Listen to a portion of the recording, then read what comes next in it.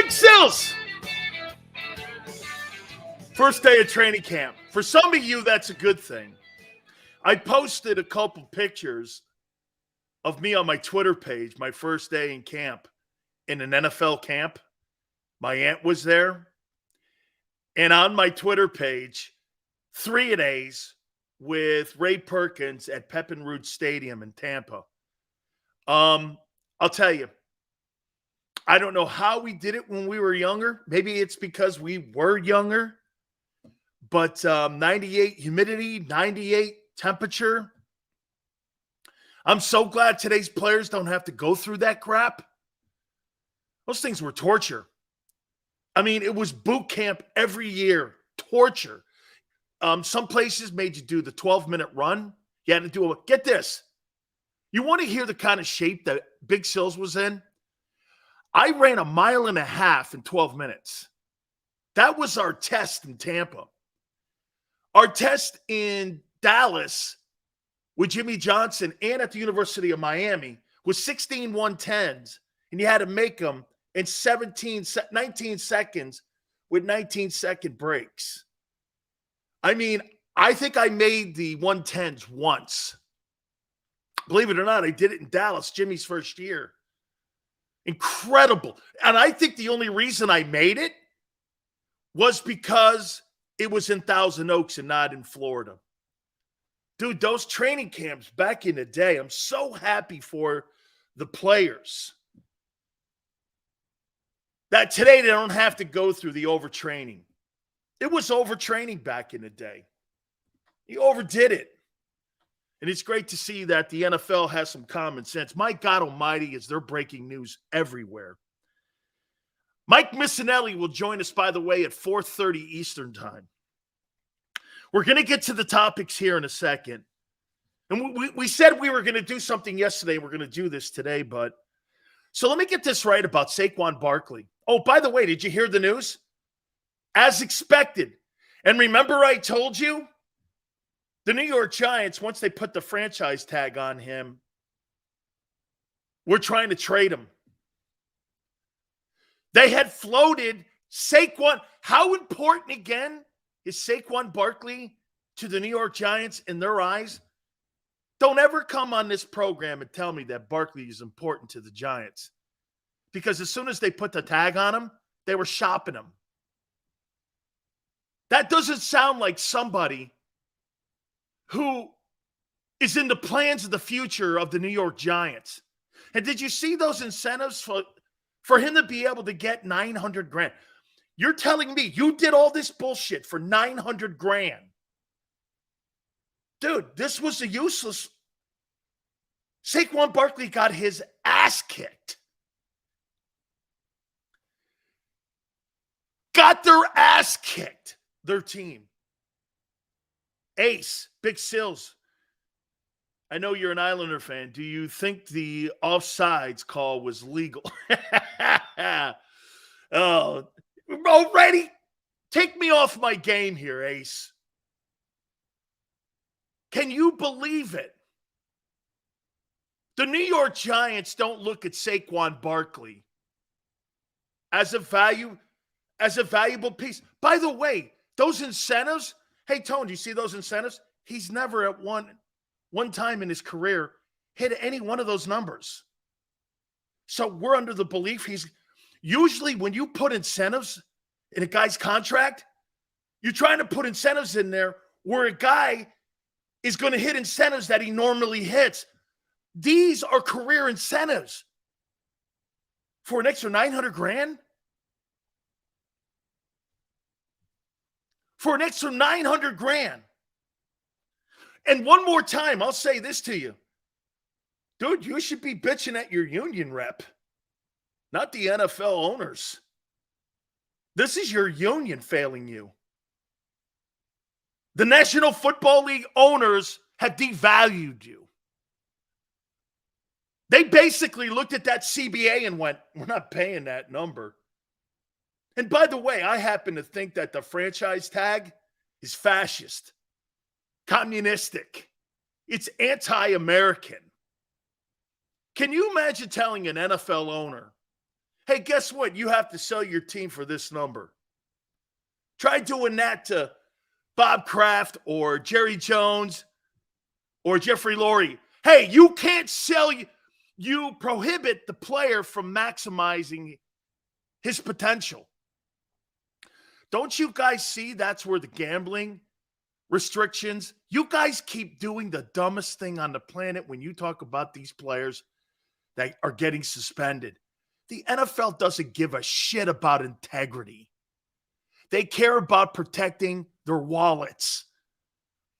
It's another revenue stream for the players to be able to use the league to make money. The owners don't like you using their badge. It's their business. They don't want you using their logo. That's what this comes down to. Saquon Barkley did all this for tip money. This is like, to an NFL owner, $900,000 is like tip money. It's like paying a tip at a restaurant. This is a nothing burger to them.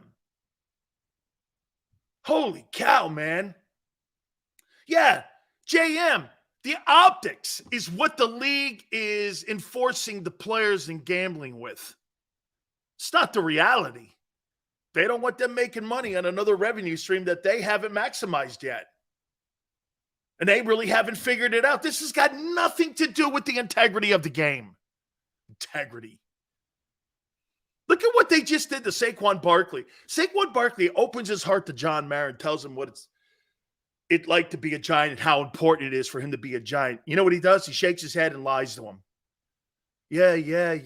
Then they tag him and try to trade him. Don't ever tell anybody how you really feel unless you really know that guy. Okay? Unless you're in, the only way you can be honest with somebody is if you're helping someone build someone and you're in the beginning stages of it. You think John Mayer needs to hear from Saquon Barkley? How many times has he heard from Giant guys in the past and how important it is for them to be Giants like that? Dude, they use that shit against you every day. You're just a widget, dude. Whether Saquon Barkley's on the Giants or not, the Giants are going to make monster money.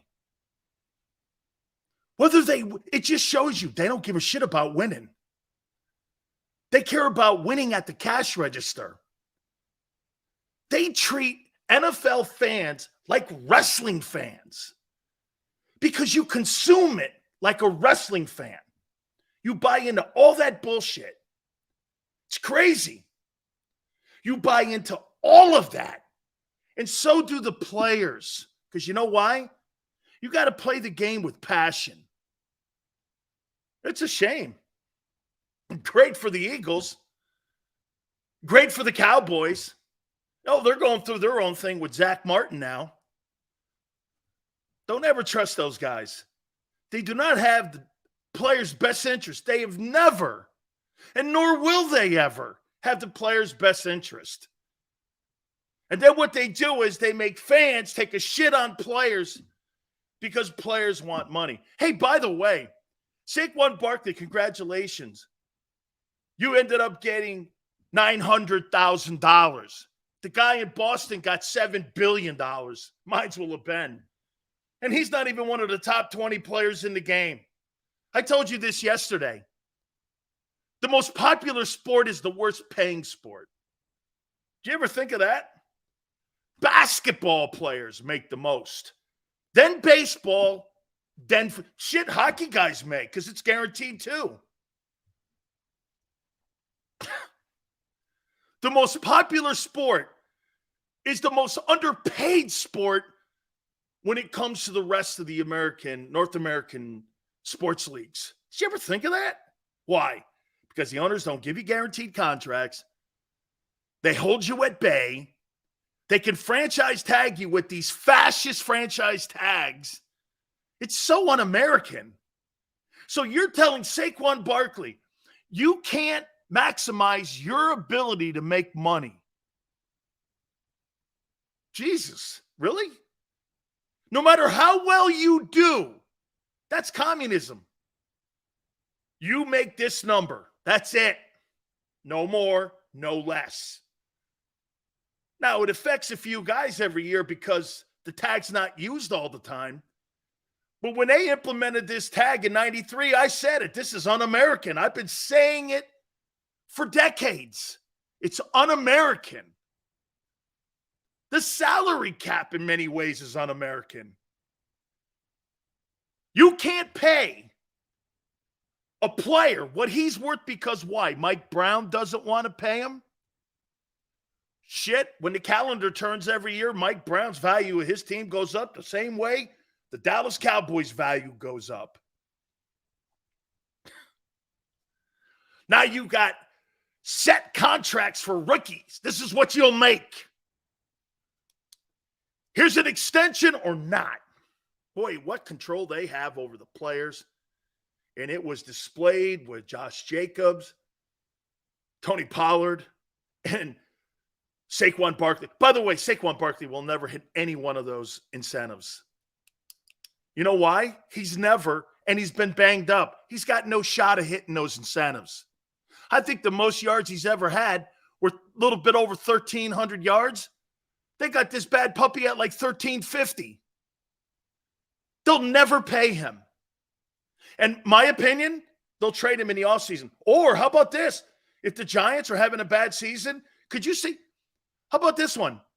When the trading deadline comes halfway through the season, could you see the New York Giants moving him if the Giants aren't in contention? I can. They tried moving him now. Holy cow. Watch this. Hey, man, it really means, I'm being Barkley, it really means a lot for me to be a New York Giant. It means an awful lot. I love the Giants. John Mayer shaking his head. Walks out of the room. The franchise tagged him. The general manager is trying to trade him 20 minutes after the meeting. Loyalty? What loyalty? What loyalty? That's why when you find a franchise like the Eagles,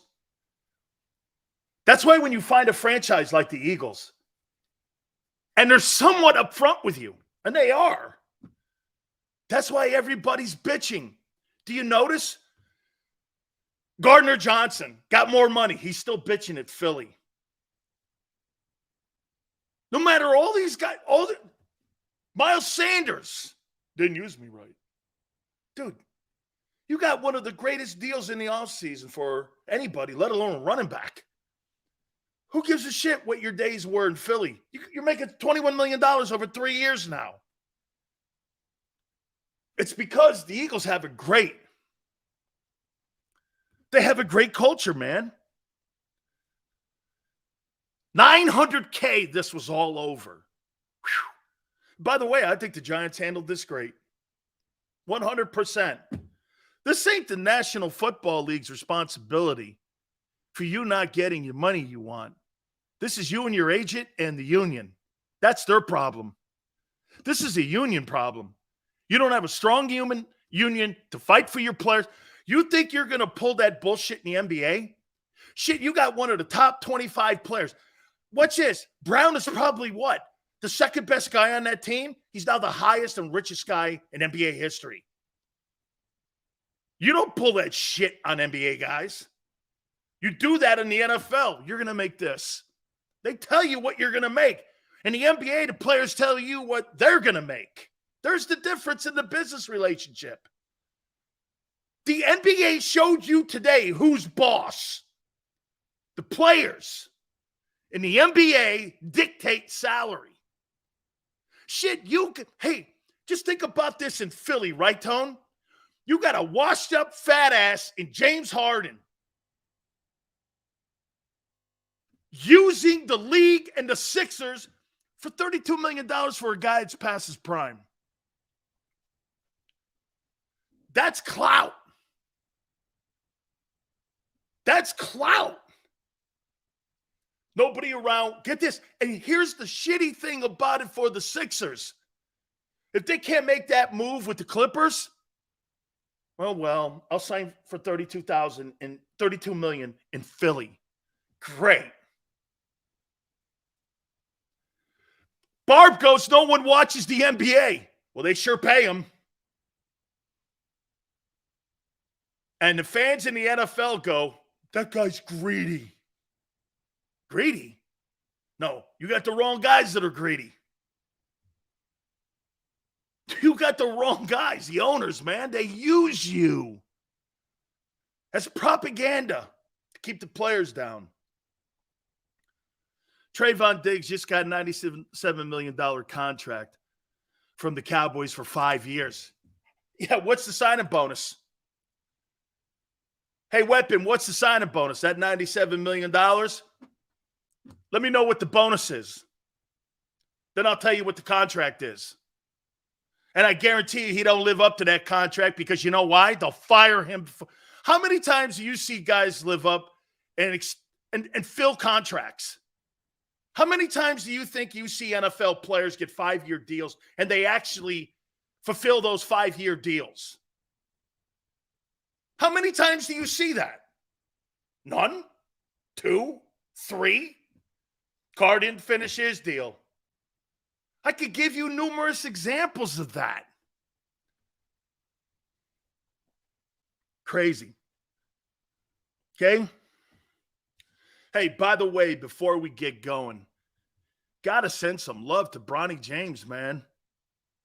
Every father and every parent's nightmare is waking up or getting a phone call that says, hey, my kid had a heart attack.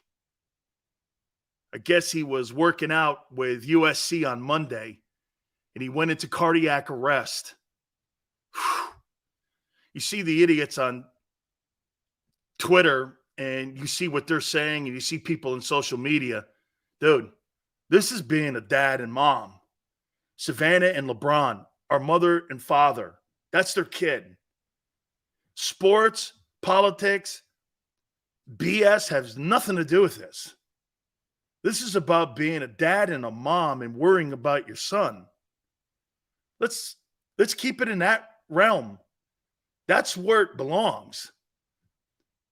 His dad's concerned about him. His mom is probably petrified. Man, some people are cruel in that aspect.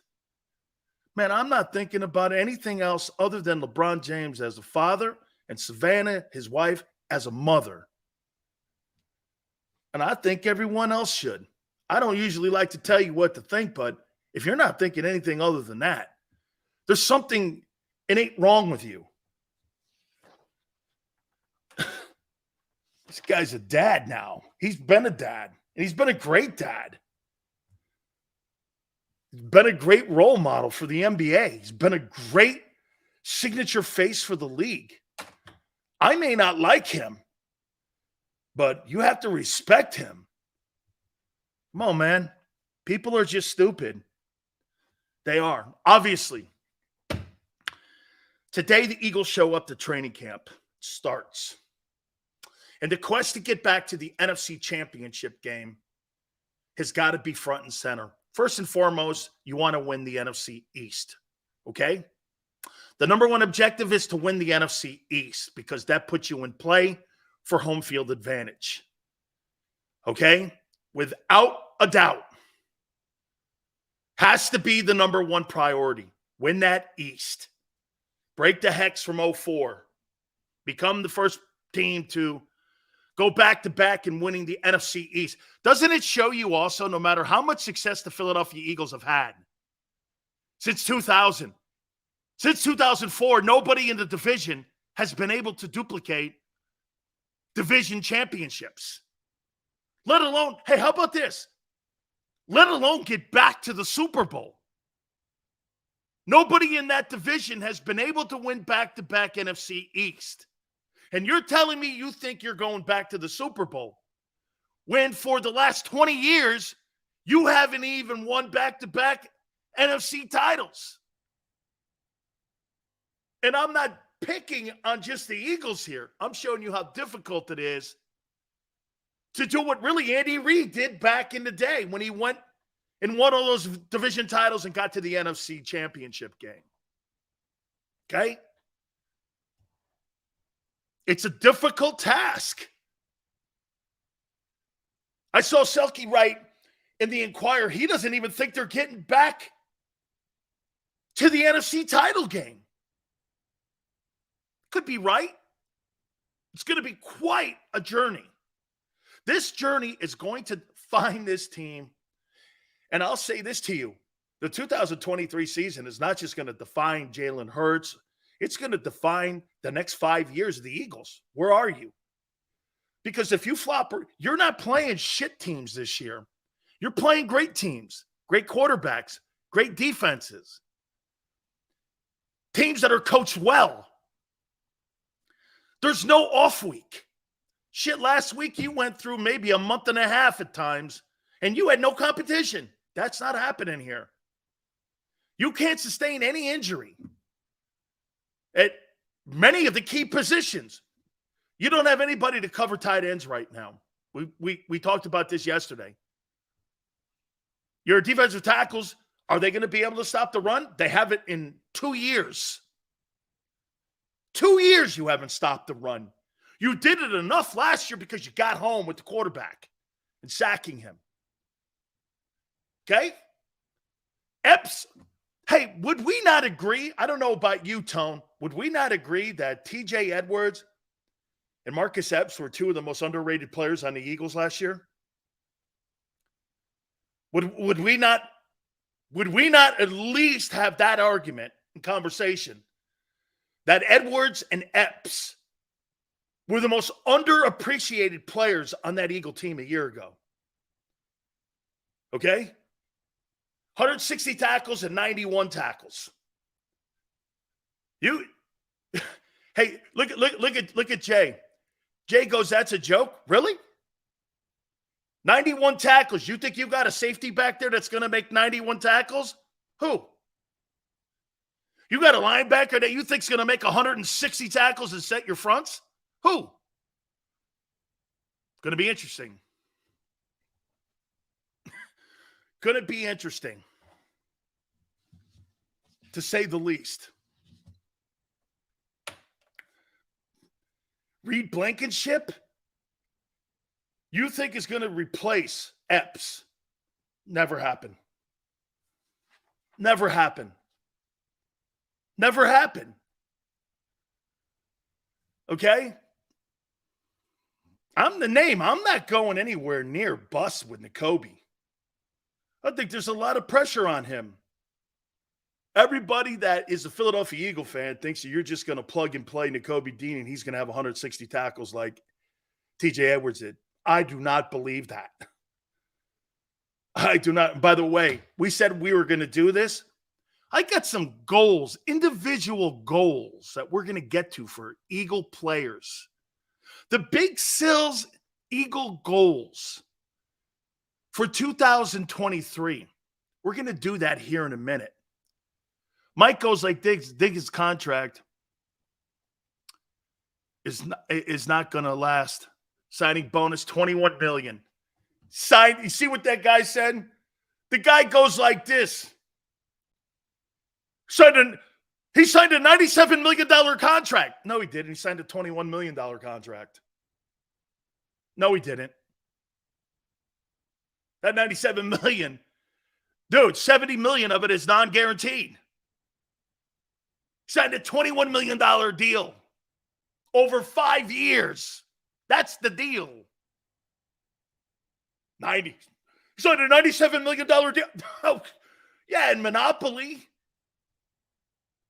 $97 million deal. Once again, the league likes to send those numbers out to make their players look like they're making a king's ransom, when in fact, they're not, compared to the other guys. Whatever. I'm here to educate you guys. It's what I do. All right. Before I get to my expectations for some of the key players on the Philadelphia Eagles heading into training camp and into the 2023 season, I want you to understand one thing. I am not going to do what the New York Giants did. I'm not going to set these lofty goals to where you have to have career years. Okay? I'm not going to do things that you're not going to have a chance to obtain. The Giants made Saquon Barkley jump through a hoop for things he's never done. Never. In his career in New York. We're going to get to that. First and foremost.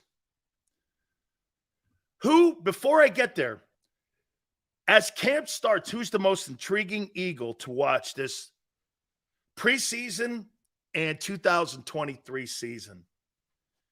Who will be the most intriguing player to you to go through this journey this year? What player? Who will be that player? For you. JM says Dean, Loki, Carter, Dean. Cam Jurgens, nice, Max. Max, nice. Dean, I'm going to be watching him like a hawk. Hopefully, they trade Boza. They'll never trade Boza. Hassan Reddick, Carter, Dean and Swift. Kayvon, I love that. I'm with you guys. If Nakobe Dean, after the first 4 games, is not cutting it, we'll know immediately. We may even know after week 1.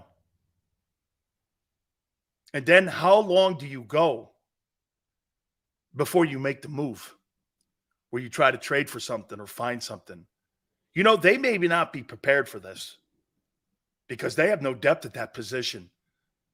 When they put TJ Edwards in, it changed the entire defense. You don't have options here. You better not miss on him. There's more riding on him than Jordan Davis because you have depth at D-tackle with Milton Williams and with Jalen Carter and the kid you got from the Saints, actually. So you could kind of hold the fort down. Maybe if you have to call Sue or Linville Joseph, bring him back again. I don't have a problem with that. I actually hope they do that. You don't have that kind of depth. Or you're going to have to give something up to get a quality linebacker in there because they're not just walking the streets right now. Now that Diggs has that money, what are the odds they restructure Zach Martin now? Obviously, Zach Martin's not in Oxnard with the Cowboys. We'll get into that here in a minute. Will they restructure? Since when does Jerry Jones restructure and move money around? What do you think? He's the Cincinnati Bengals? This guy pays money, and he does things, and he'll do whatever to get these guys signed. I think he's looking at Zach Martin like this. He's 32, 33 years old. He's in that middle of the room now. You're really going to give him max money at offensive guard when we're talking about 2-3 years left maybe as a career? Jerry's going to try to, undercut him here. And by the way, do you really think he's going to go from $7 million to $20 million? You think Zach Martin's going to go from $7 million to where some of the high-priced guards are now in the league at 18 to 20? No way. No way. He's been sorely underpaid. Jerry likes his Christmas balls and not the tree. That's why they don't win. They don't invest in the right guys. They don't invest in the right guys. They'd rather overpay for Jalen Smith or some of these other stiffs that they've had, Randy Gregory and whomever, and not pay the guy who's one of your best offensive. Zach Martin goes down as one of the best offensive linemen in Cowboy history. Jerry doesn't see that, though. It's crazy. It's crazy.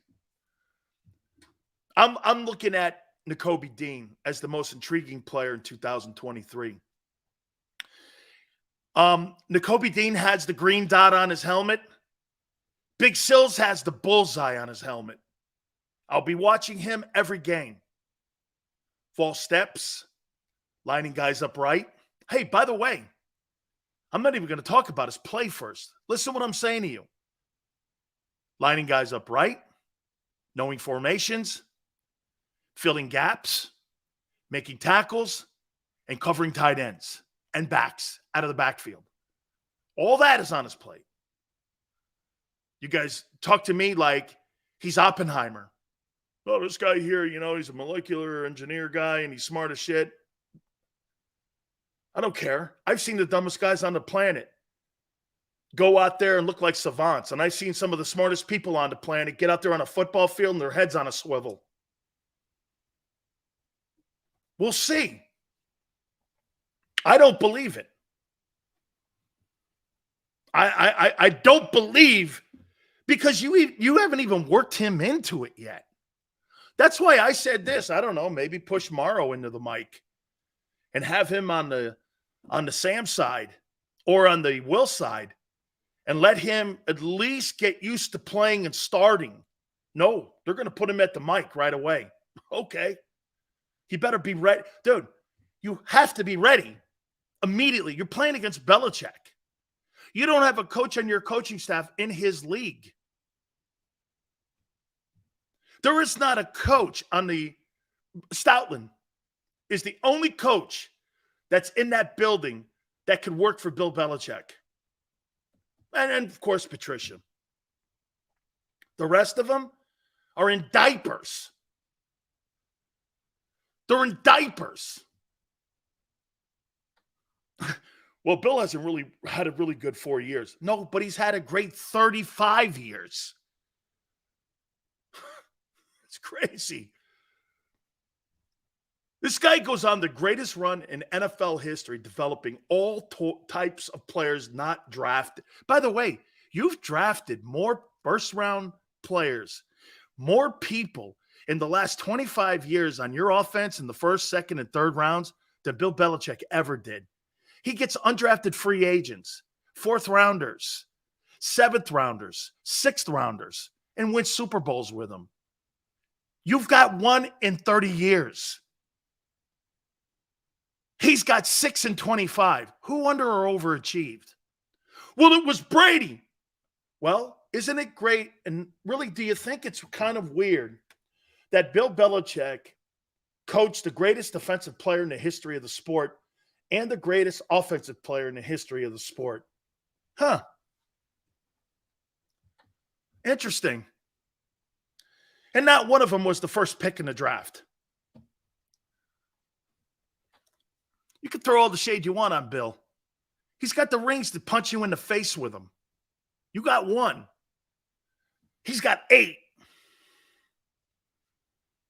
2 more covers his hands. Can you think of, hey, so wait a minute now. He got 9 AFC championship rings. Well, actually 10, because he was with Parcells when they got beat by the Packers. He's got 2 more NFC title rings. So it's 12 conference championship rings and 8 Super Bowls. Yeah, you're right. He sucks. Sure. Belichick was not a quarterback whisperer. Forte couldn't be more wrong. So you draft Matt Castle. He takes your Patriots to an 11-5 season. They trade him to the Chiefs, and he wins a division title. Not bad for a guy that never started. Get this, hey, Tone. You know that guy, Matt Castle, who won 11-5 when Brady got hurt? And then they traded him to Kansas City, and he won the division title. You know he never started it down at USC? He played behind Carson Palmer and Matt Leinart. He never started. Belichick drafted him in the late rounds. Okay? Probably coincidence. Brady was looked at by Lloyd Carr as a piece of shit in Michigan. Nobody thought anything of a guy who runs a 5'9". Goes on to win 6 Super Bowls. Huh. It's got to be coincidence. Jimmy Garoppolo, he drafts. Nobody thought anything of Jimmy Garoppolo. Goes 4-1 in New England. Trades him to San Francisco, and he wins a division title and an NFC championship. Probably coincidence. Finds Jacoby Brissett. Nah, he can't be anybody. Starts in Indianapolis and in Miami. And will probably start in Washington. This is all coincidence. Not one of those guys were drafted in the first round. You're right. He doesn't know anything about quarterbacks. How can you make statements like that when the work shows he does? Okay? Yeah. Forte's one of those idiots that believes that Spygate had anything to do with anything. It's called gamesmanship. I love it. It's funny when they find him, they still went on and won 3 more Super Bowls. So what effect did it have? What effect did it have? Well, Deflategate. I learned more about PSI and deflated balls more in sports talk radio over the last couple of years than I did when I was a kid. Went on to win 2 more Super Bowls. You're right. Deflategate.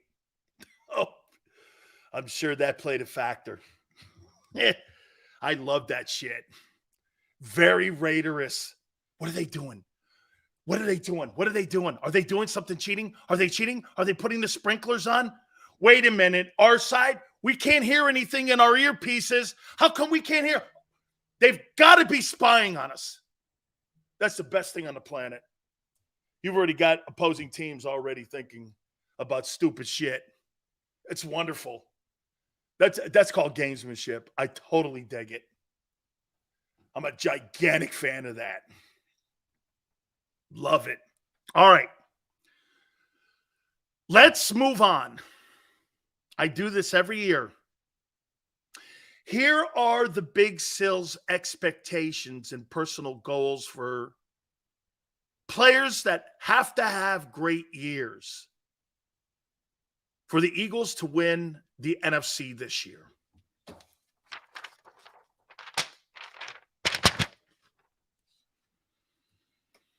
We should start it with Jalen. Jalen Hurts comes off a great season. Comes off a year where his improvement was remarkable. From where he was his first year starting, which was not very good, it was a tad above average. He was the caboose. And that team, his first year he started, carried him to the playoffs. And once he got into the playoffs, a horrible display against the Tampa Bay Bucks. It was terrible. You had an announcer and Troy Aikman screaming at him, dude, just throw the ball out to the left. Just throw it. He couldn't find him. To where there were moments last year where he was sensational. Absolutely. Here are my expectations for Jalen Hurts in 2023. 3,800 passing yards, 25 touchdowns, passes, 66 quarterback percentage, 6 INTs. In the rushing game, 165 carries, 750, and 8 touchdowns. Those are all doable. And if he does that, the team will be in contention once again for the NFC title. The key, do you know what the key stat is? There's 2 for Jalen Hurts this coming year. You know what they are? Completion percentage and interceptions. Not touchdown passes, not yards, not attempts, not completions. Completion percentage and INTs, protecting the football. And probably something on here that's not a stat. Don't get hurt. Okay? Ben goes, you're crazy? Why? This is who he is. See, Ben thinks this guy's going to throw for 5,000 yards. That's absolutely insane. He's not. He's not a passing quarterback. He is a dual threat. This is just as intimidating as 5,000 passing yards. Why don't you people see that? Do you understand? That's like 33 touchdowns and 4,500 yards of total offense. How are you not looking at it that way? That's a threat. That's a threat. He's not one-dimensional because he can't be. Jalen Hurts is never going to win in this league just as this pure drop-back guy. You understand that, right? I don't know why some of you have a problem swallowing that. He's not that guy. That's okay. He is just as much a threat with those numbers as Patrick Mahomes is with 5,000 passing yards and 40 touchdowns. Okay? Name goes, I hate Jalen. I hate no one. I don't give a shit about that. I don't hate anybody. I don't know him. You're one of those guys that go on the internet, huh, dude? Right, Name? You're the one guys that go on the internet, and because you think you know me, you say shit like that. Interesting. I don't do that. Okay? I do not do that. If I don't know you, I don't hate you. Okay? So, what do you make of that? 3,800, 25, 66, 6 INTs, 165, 750 yards rushing. That's a threat. And by the way, those numbers to me are scary. Those are scary. All right. Here are my expectations for A.J. Brown.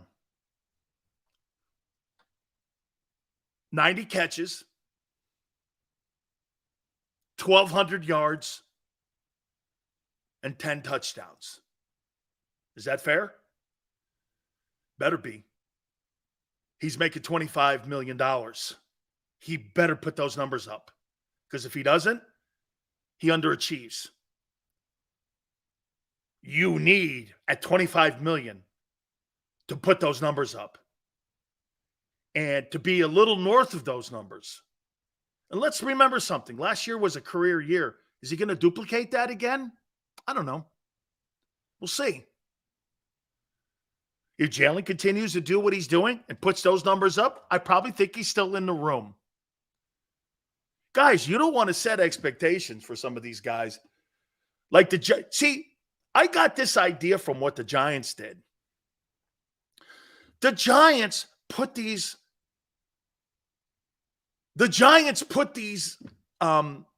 expectations for Saquon Barkley. He'll never hit. He'll never hit.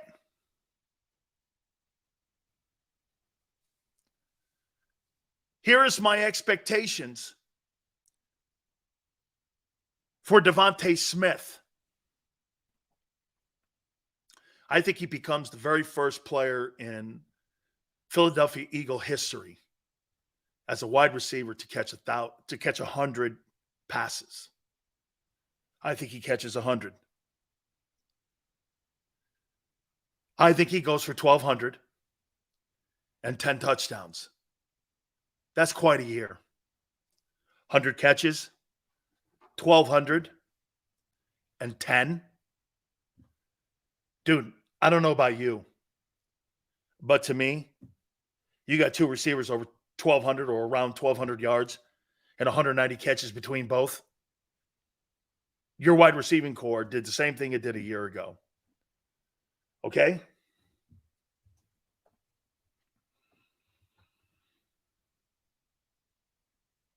Dallas Goedert.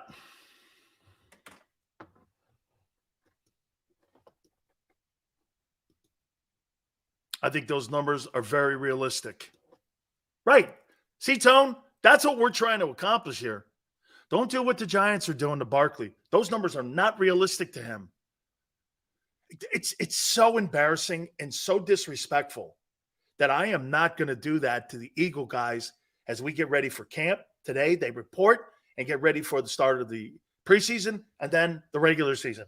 I am not going to be unfair to any one of these guys. Do I think Hurts could go over 38? I do. Do I think that AJ could go over 12? I do. Do I think Devontae could go over 1,200? I do. But I'm going to set reasonable expectations for the guys. And expectations that I think fit their skill set right now and who they are. And if they happen to overachieve, congratulations to you. And by the way, you shouldn't be moving the bar 10 feet. You should be moving it 1 foot at a time.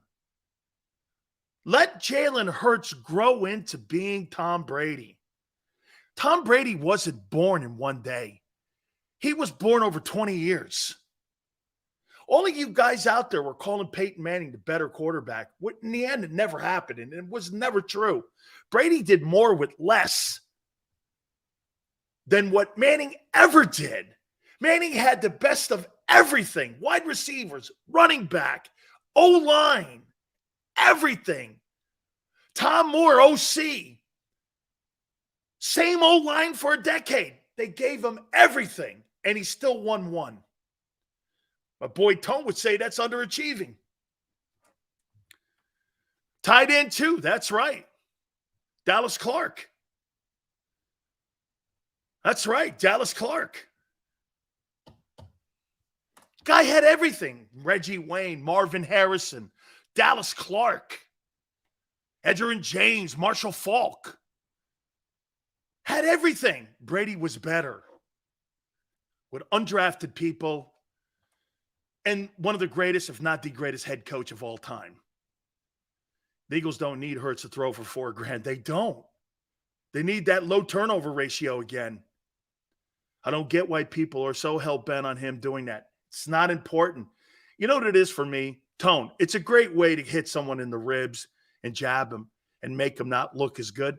But, dude, he's more of a threat. He's just as much of a threat with those numbers that I gave you as Mahomes is with 5,400 yards. Hey, by the way, haven't you seen the way he plays when he plays against Mahomes? It's two different dudes. It's two different guys. Can I tell you where I think the edge is? I think the edge is in coaching. I personally think the edge is in coaching. I don't think your coordinators or your head coach is in Andy Reid's league. But who is? So you got the best talent at quarterback in Kansas City, and you got the best play-calling head coach in the sport. Him and McVay. I like McVay with the Rams. Don't you think that was the difference in the Super Bowl, especially in the second half? When your guys were running into each other like they were weebles. Again, fans only think like this so they can win pointless debates. Not only that, too, you got to remember something, Tone. Do you know what's changed the narrative with people? Fantasy football. You think because Jalen doesn't throw for 4,000 yards and some of those high touchdown numbers that Josh Allen or some of these other guys do. Because, again, you look at those other guys, they're fantasy dreams. Not that Jalen's not. Okay? Yeah. Ben goes, golf was the difference. Imagine that. Jared Goff and Sean McVay got to a Super Bowl, almost won it. What does he do? He moves them, gets Stafford in, and wins it. I don't know. You think Nick Sirianni's in the same conversation as Sean McVay? Highly unlikely. He's 38 years old, and he's got 2 conference title rings and a Super Bowl championship. not in a room. Nick Sirianni, Sean McVay, not close. Dallas Goedert. Here are my goals for him. 75 catches, 900 yards, and 8 touchdowns. So if you look at it, 90 catches and 1,210 touchdowns for AJ.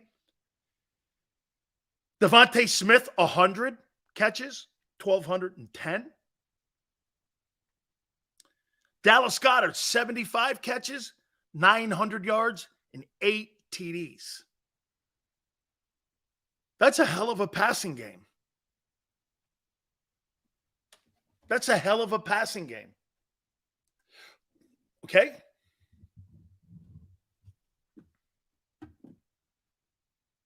Running back. I'm only going to do one because I think there's only one that's worth the shit talking about. And that's DeAndre Smith. That's the running back, DeAndre Swift.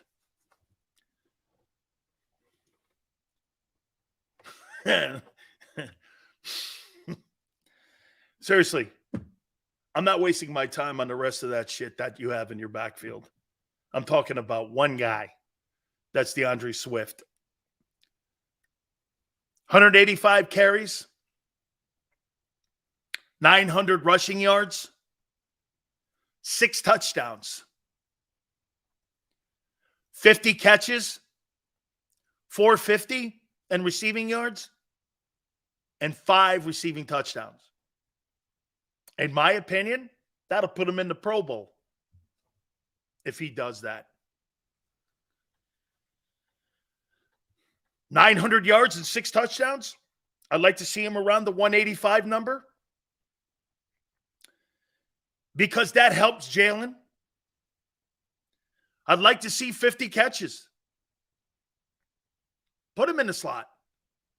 See what he does. 450 in receiving yards. Can I tell you what that would look like? A 2.0 version, not as good, of Brian Westbrook.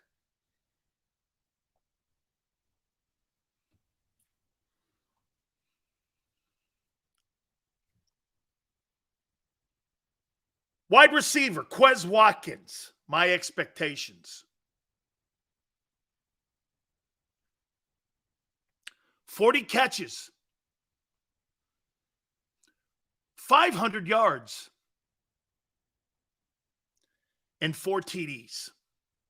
Let me say this to you. If Quez Watkins puts those numbers up and the other guys play like I think they can, Quez Watkins will be one of the most feared threats in the league. Here's why. So your number 3 is catching 40 passes and runs a 4.2. You have to defend it. You have to defend it. You can't just go like this. Well, he ain't going to do anything. But he's got to be a guy that shows you that he can play and catch and be part of it. Okay? If Watkins puts 40 catches up and 500 yards, he'll have a job in Philadelphia for the next decade.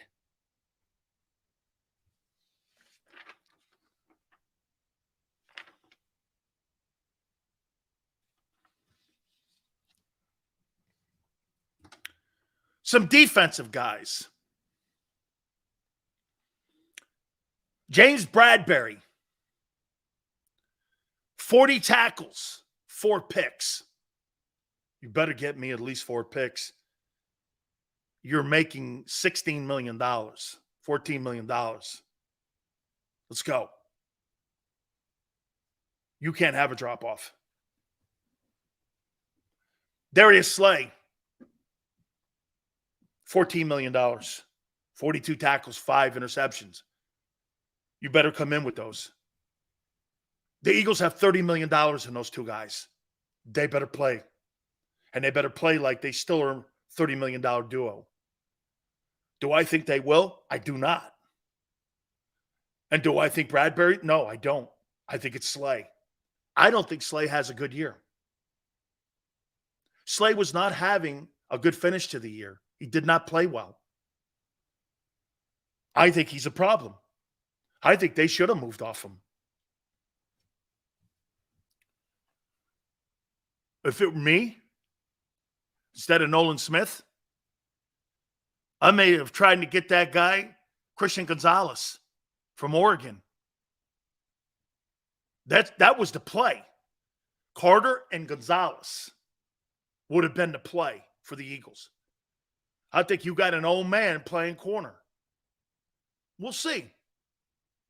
I do not believe that guy has a lot of gas left in the tank.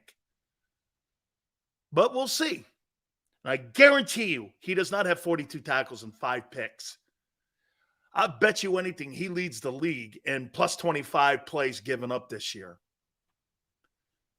Just something that I'm seeing in his game.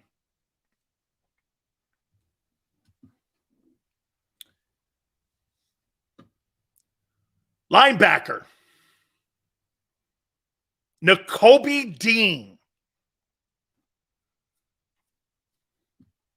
My expectations.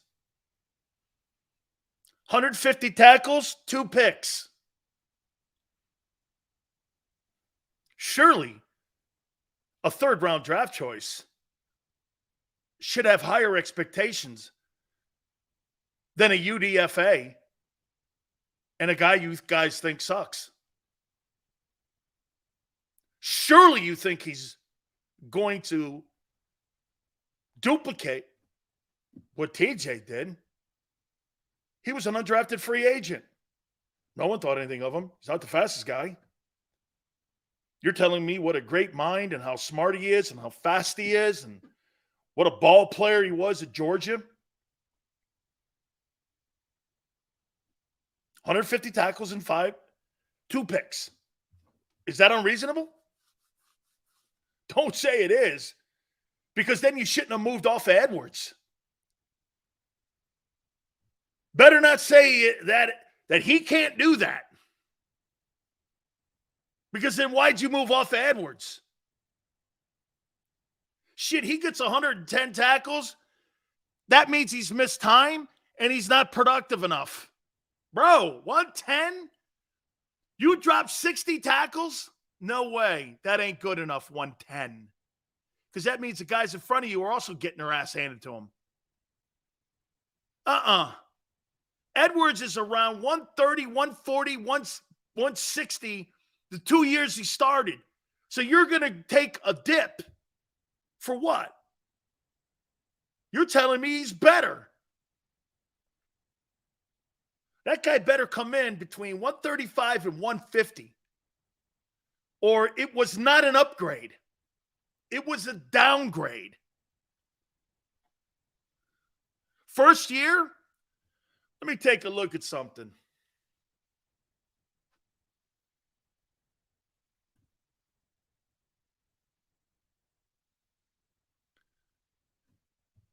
TJ Edwards, stats.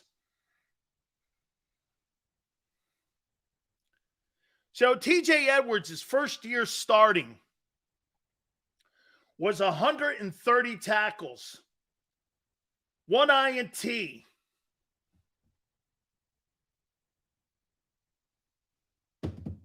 Okay, 130. Okay, I'll lower it. 130. Not a chance in hell he hits that.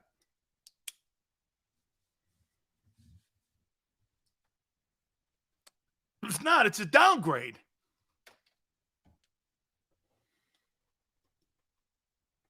The amazing thing about Edwards is 2022 with 159 tackles and only 60 were assisted.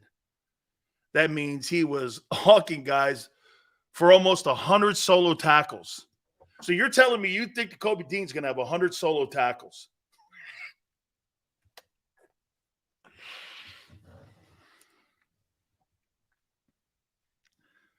Wait a minute. You really believe you think that dude's going to have 100 solo tackles? If you thought that, why didn't you play him last year? There's not a chance he hits 100. Dude, we'll see if he gets 130 tackles. Here's my expectations for Jordan Davis. 50 tackles and 5 sacks. Is that unreasonable? I know last year he had 19, but he was in a rotation.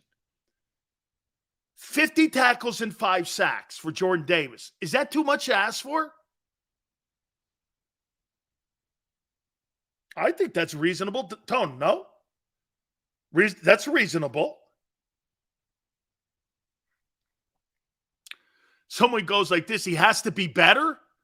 What, 60 tackles, 10 sacks? He ain't going to do that.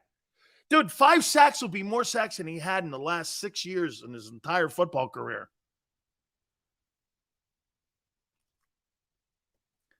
Jalen Carter.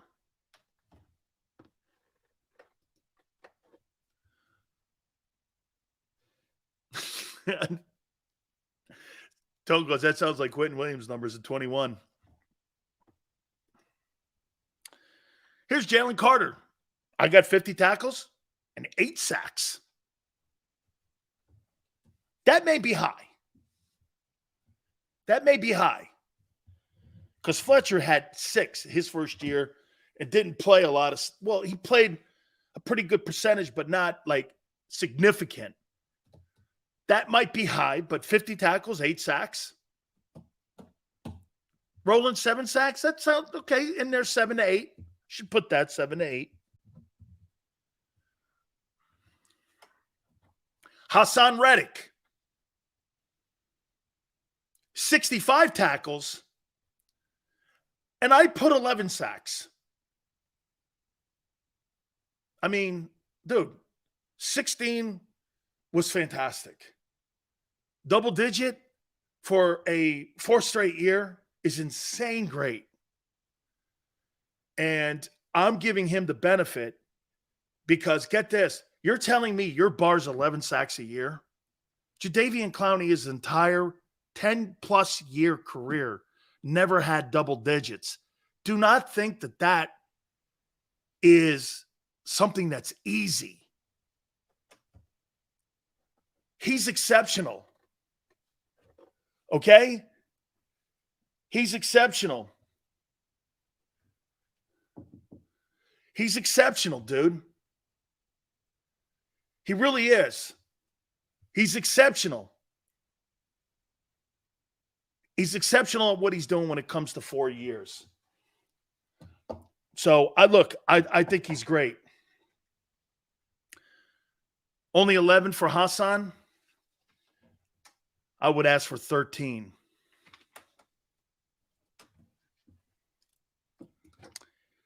Josh Sweat, 50 tackles, 10 sacks. I think he's your best 3-down guy.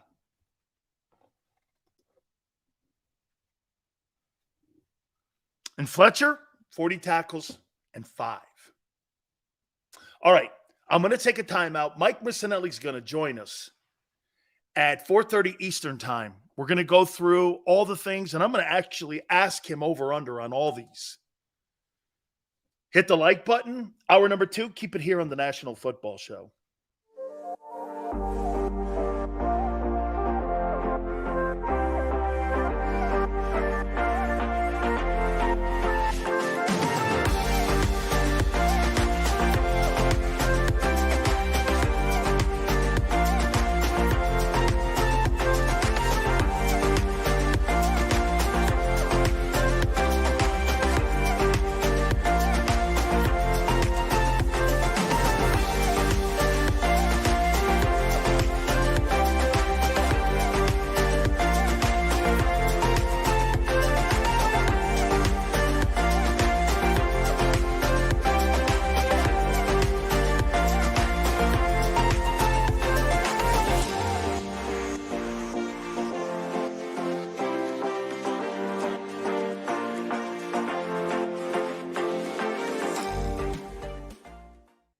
stream on a Roku, Fire Stick, Google TV, or Apple TV? Now you can watch 6ABC 24/7 with the 6ABC Philadelphia streaming app. For the big story on Action News, search 6ABC Philadelphia and start streaming today. Go passionately. Go fearlessly. Go confidently. Go Birds! Go confidently towards your goals with First Trust, Philly's hometown bank for nearly 90 years, and the official bank of the Philadelphia Eagles. We're focused on getting you over the goal line. So go with conviction, go with trust, Go Birds! and go forward with us by your side. First Trust Bank, the official bank of Philadelphia dreams. Oh, and go Birds.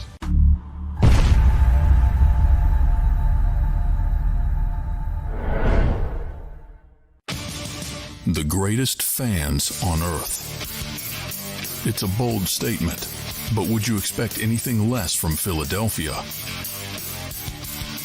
58 years of heartache creates a toughness, a grit, a resolve not found in most. Sure, our prayers were answered, but now that we've had a taste, we're looking for more. Pondley Hockey, official partner of the Philadelphia Eagles. All right, did you know I was the Mommy Slam Dunk Champion? Really? Yes, really, don't sound so surprised. Let's see it. Oh, you're ready. All right, here we go. Let's hear the crowd. So go to right, I go to left, fake a mom. Mama, go up, mama! She did it. Again? You can't avoid gravity, but United Healthcare can help you avoid financial surprises by helping you compare costs and doctor quality ratings. United Healthcare. uh-huh. EAGLES, Eagles.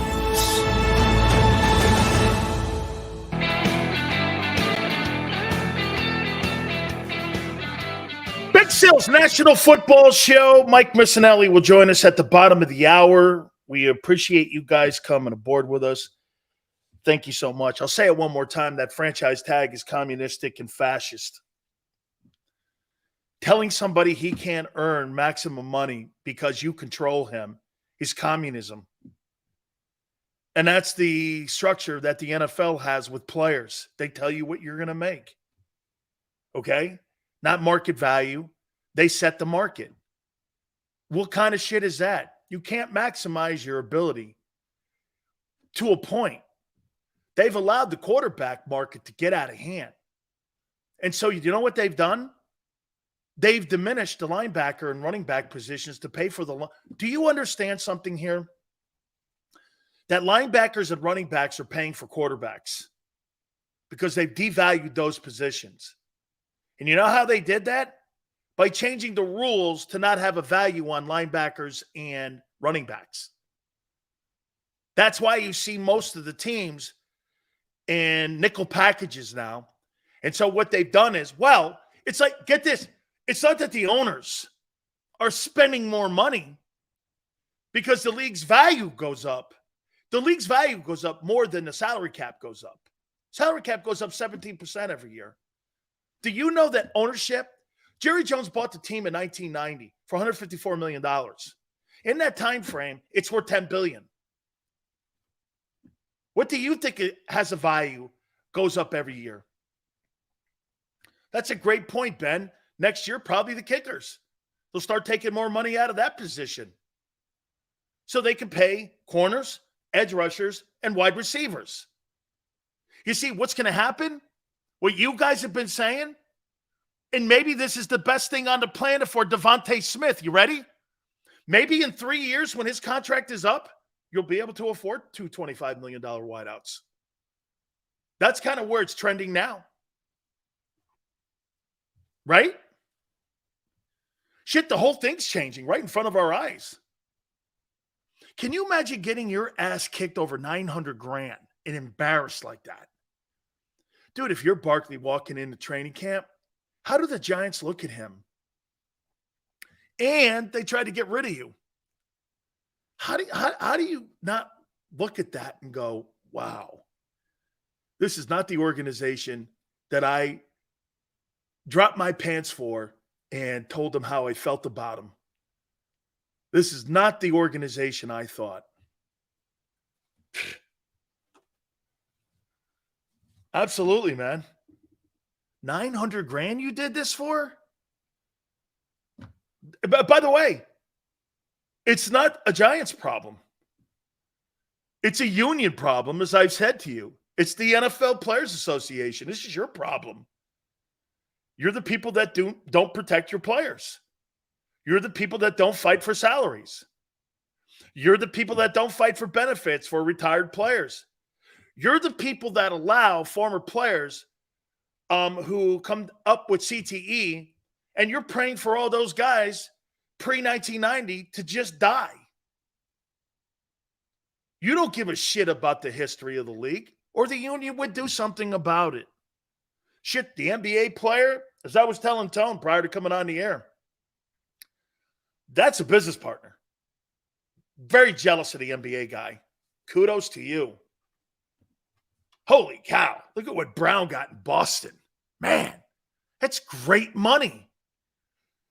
And Saquon Barkley embarrassed himself for $900,000 with incentives that he can't hit. And Brown's not even a top 20 player in the league. Nobody watches the NBA. Well, they don't care. People in China do. What do you think they're getting their money from? Popeyes? They're getting their money from China. Pizza Hut? Where in the world do you think you're getting your money from? Ticket prices? You know the highest ticket prices in sports are NBA and NHL. Did you know that? Yeah, but the most popular sport still is football. And the most used athlete are football players. You can't gamble. We tell you what you make. We put franchise tags on you. We have a salary cap for you. During the pandemic that you told everyone, which was so unbelievably awful around the world. This is the owners talking. And yet, their revenues continued to climb during the pandemic. But the NFL salary cap went down. Why is that? How could the salary cap go down when owners' revenues and value of their team went up?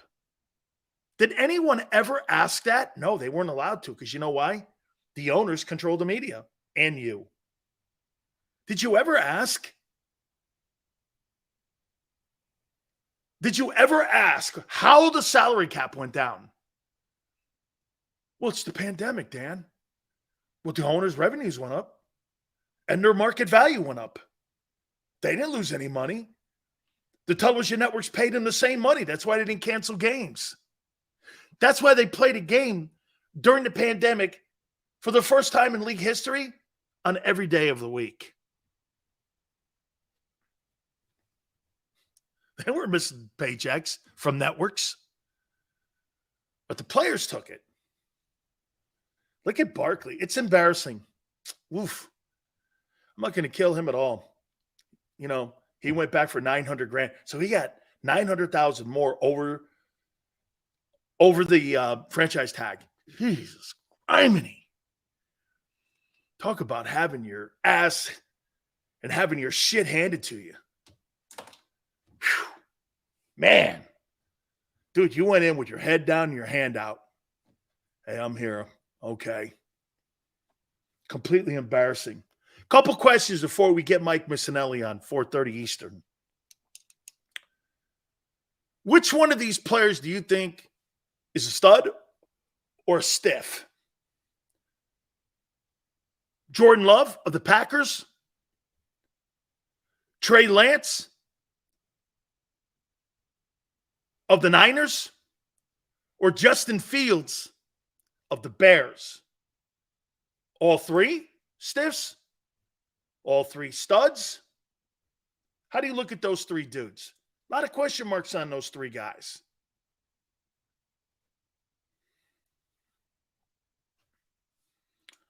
Jordan Love? I'm afraid I don't see it. Get this. You hear what the president of the Packers said today? As they get ready for training camp, they report, we'll know by week 8. So you don't know right now he's the guy moving on? Wow. So you're lowering expectations for your fan base by telling them, so you move off, wait a minute, you move off of a 4-time MVP because you didn't like him? That's not winning football. That's not winning football. You do whatever it takes to make that guy happy. If you've got to kiss his ass, you kiss his ass.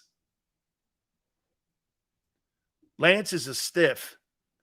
To be determined on Fields, can be a stud if he gets support from the Bears.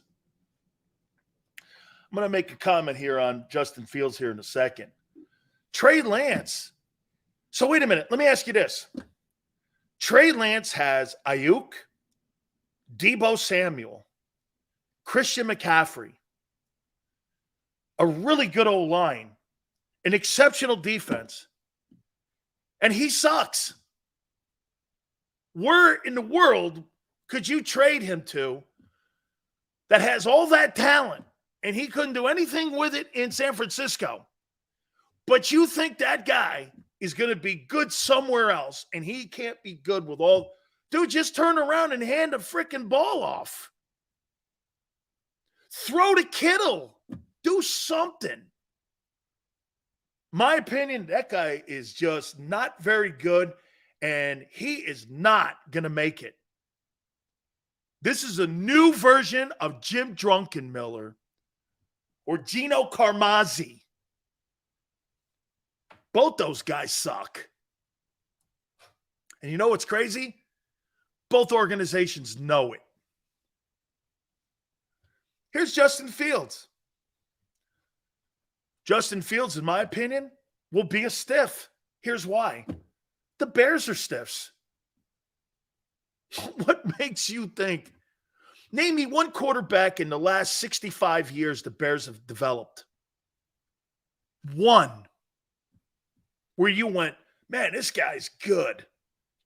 Rex Grossman? Who? Jim McMahon? That's 35 years ago.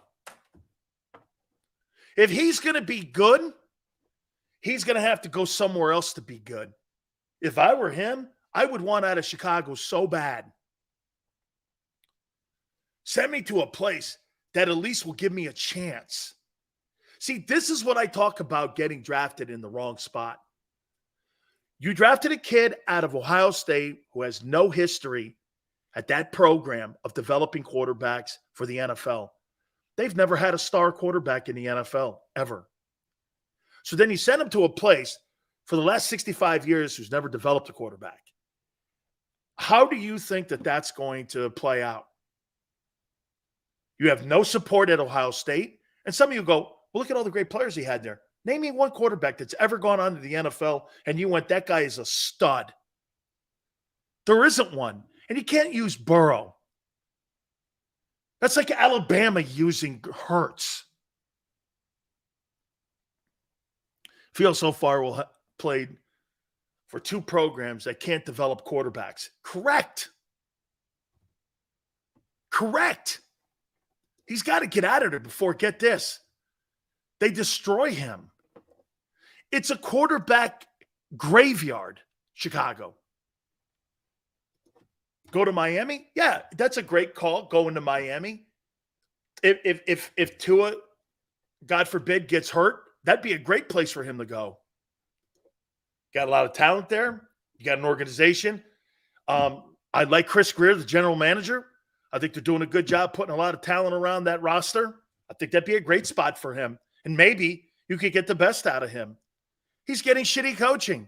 And now you've got Matt Eberflus, a defensive guy up there, coaching him with no culture in the building. How are you going to win? Man. Hey, I'll tell you what, if Kenny Pickett sucks, and I think he's average, mediocre at best, you send his ass to Pittsburgh, he'll have a chance there. So he's going to be a stiff in Chicago. But would it shock you if all of a sudden you saw Geno Smith kind of year out of him 4 years later? No.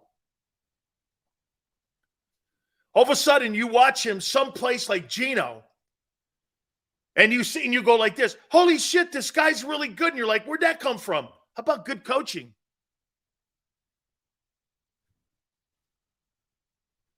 Okay? Trucker goes, Jay Cutler. So Jay Cutler's probably the best quarterback the Bears have had in the last 65 years next to McMahon. That's scary. And the same ownership has owned the team. It's not like there's been 4 owners. The McCaskey and the House family have owned the team for the last 100 years. You don't have 5 different owners in the last 100 years. You have one. It's one of the only places in the NFL where one owner has owned that team over 100 years. And you get the same shitty results.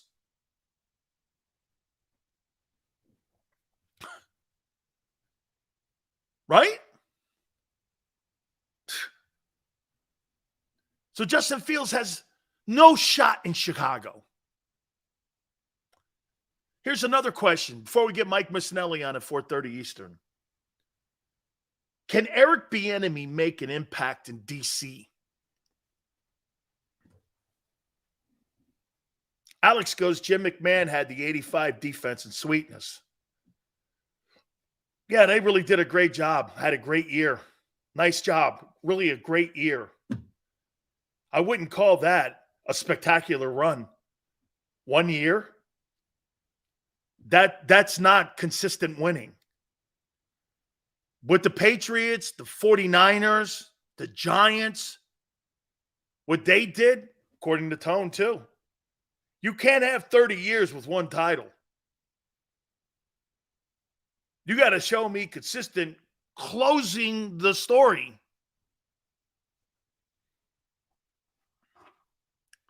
Does Eric Bieniemy make an impact in Washington, D.C.? I don't know. He made no impact whatsoever in Kansas City. Hence the 15 different job interviews he went on. And you can't tell me that it's all about being an African American. Because other African Americans have been hired in that process. It's the fact that people look at him as a guy who got Andy Reid coffee every day and a donut.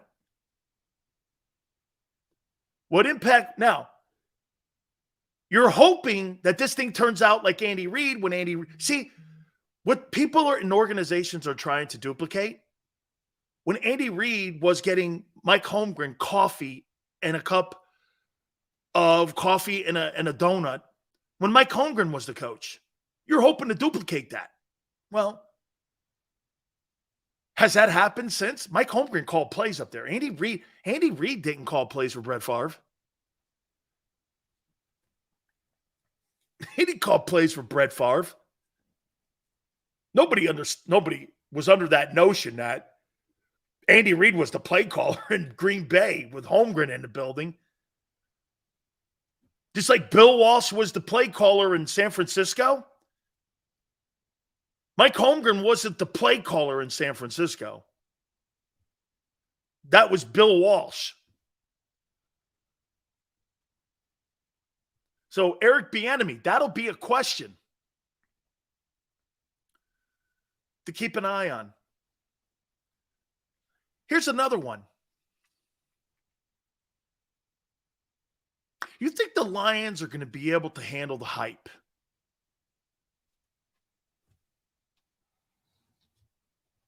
Will the Lions be able to handle the hype? Sure, a lot of expectations in Detroit. Shit, I can't remember the last time that there are expectations in Detroit.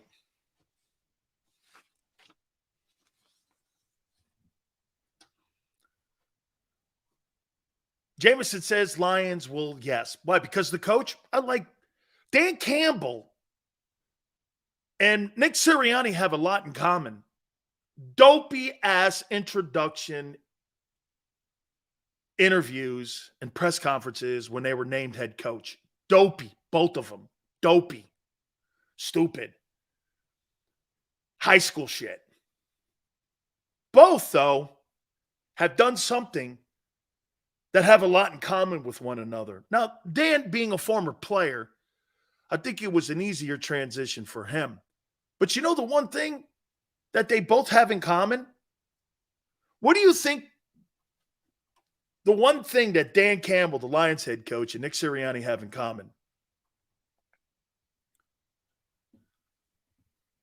Those dopey-ass introduction press conferences were dopey. What do you think they both have in common?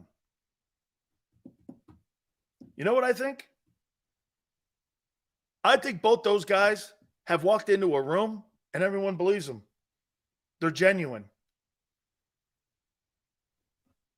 To a success and to a fault. And I think that humanizes them. And I think both guys wear their emotions on their sleeves. And I think people in general, and players especially, they see that as a strength. Hey, this guy fucks up too. Hey, this guy's a good guy. Hey, this guy says stupid shit too, just like me. It you know what I mean? It makes you genuine. Yeah, Jameson, authentic. You're an authentic guy. Instead of being like what you guys told me Chip Kelly was. You couldn't be more of a fraud and a phony when you listen to Chip Kelly at any of his press. And those are the BS artists, right? That, to me, is what makes Dan Campbell and Nick Sirianni work in the NFL. Look, these guys aren't the greatest X's and O's guys, but you know what they are? Again, they're genuine. To a fault. And like I just said to you, hey, Dan Campbell, man, that looks stupid. Nick Sirianni jumping on a park bench, that looks dumb. The stupid and dopey press conference he had when he was introduced as Eagle head coach. You know what, though? You know what a player does? He looks at that and goes like this. This guy has up just like me.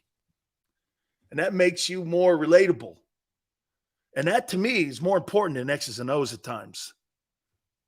And that's why this guy's winning. He's winning locker rooms. Now, we'll see when we get a little adversity. We saw a little bit. Everyone was questioning when they were 2-5. Then they ended up taking the play calling away. All right. I am going to get my friend Mike Missanelli on here. And I'm going to play a little bit of over-under with him.